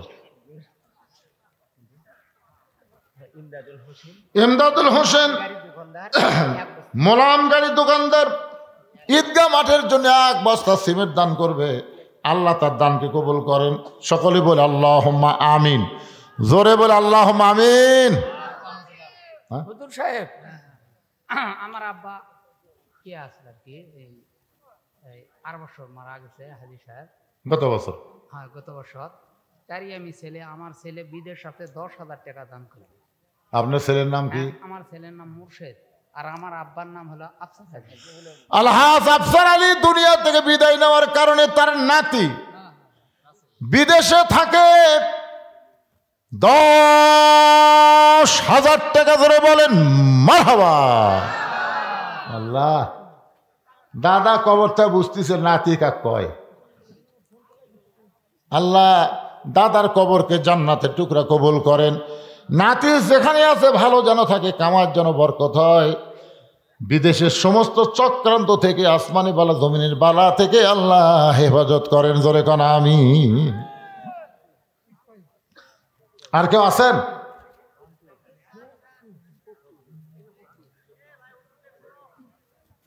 টাকা কি আদায় হলো? আপনাদের মধ্যে টাকা আদায় করছে? আমার মা বোনদের কাছে কেউ গেছে? মা বোনদের কাছে আজকে পুরুষের চাইতে মা বোনদের ওয়াজ বেশি হবে। মা বোনদের কাছে যান, দেখবেন অনেক দান করবে আমার মায়েরা। আমি দোয়া করে দিব, মা আল্লাহ মা খাদিজার সঙ্গে যেন আপনাদেরকে জান্নাত দিয়ে দেয়। মেয়েটা বলে হোসাইন, আমার মাকে বললাম, মা এই কলমাওয়ালারা কোনোদিন মরে না, এরা কবর যাবে, দেহ যাবে কবরে, কিন্তু ভিতরের পাখির মৃত্যু হবে না। ইল্লিন নামক জান্নাতের বাগানে আল্লাহ দিয়া দিবে। জোরে কোন সুবহানাল্লাহ। মেয়েটা বলে হোসাইন রে, আমার দাদার রসদ্বারে একটা মুসলমানকে এরকম হত্যা করার সময় আমি তার কাছ থেকে ঈমান নামক মহামূল্যবান নিয়ামতখানা পেয়েছি। হোসেন বলে, রে মেয়ে, 2 নম্বর প্রশ্নের যেমন আশা করেছিলাম তার চাইতে 1000 গুণ তুমি সুন্দর দিয়েছ। জোরে কন্যা সুবহানাল্লাহ। কি নাম? আফসার, আলহাজ আফসার আলীর আরাক নাতি মোহাম্মদ সাইদুল পারামানিক 10,000 টাকা ধরে বলেন মারহাবা। এটা কি দাদা রে, কি দাদা, মাশাআল্লাহ। দাদা ভালো, লাতিগুলোও ভালো। এই লাতির বাপেরা কিছু দিবি না? বোঝা গেছে মানে একই। এখন বাবাগুলো ছেলেকে এত ভালোবাসে, ছেলের নামে প্রচার করে নিচ্ছে, নিজের নামে করতেছে। এরাই হলো বাবার দয়া। বাবার মতন আপন বন্ধু নাই রে দুনিয়ায়, নিজে না খাইয়া বাবা সন্তানকে খাওয়ায়। বাবার মতন আপন বন্ধু নাই রে দুনিয়ায়।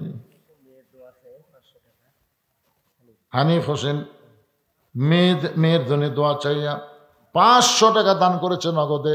আল্লাহ মেয়ের কব মারা গেছে, তাই না? অসুস্থ মেয়েকে আল্লাহ পুরাপুরি সুস্থতা দান করেন।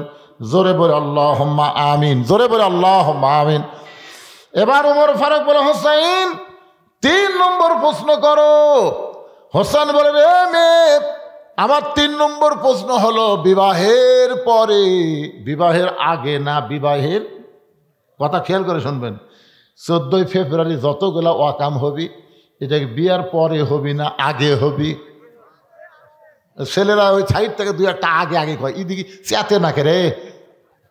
এইবারে 14 ফেব্রুয়ারি হলো সবে বরাত, ভাগ্যের কাম হয়ে যাবি বাবা।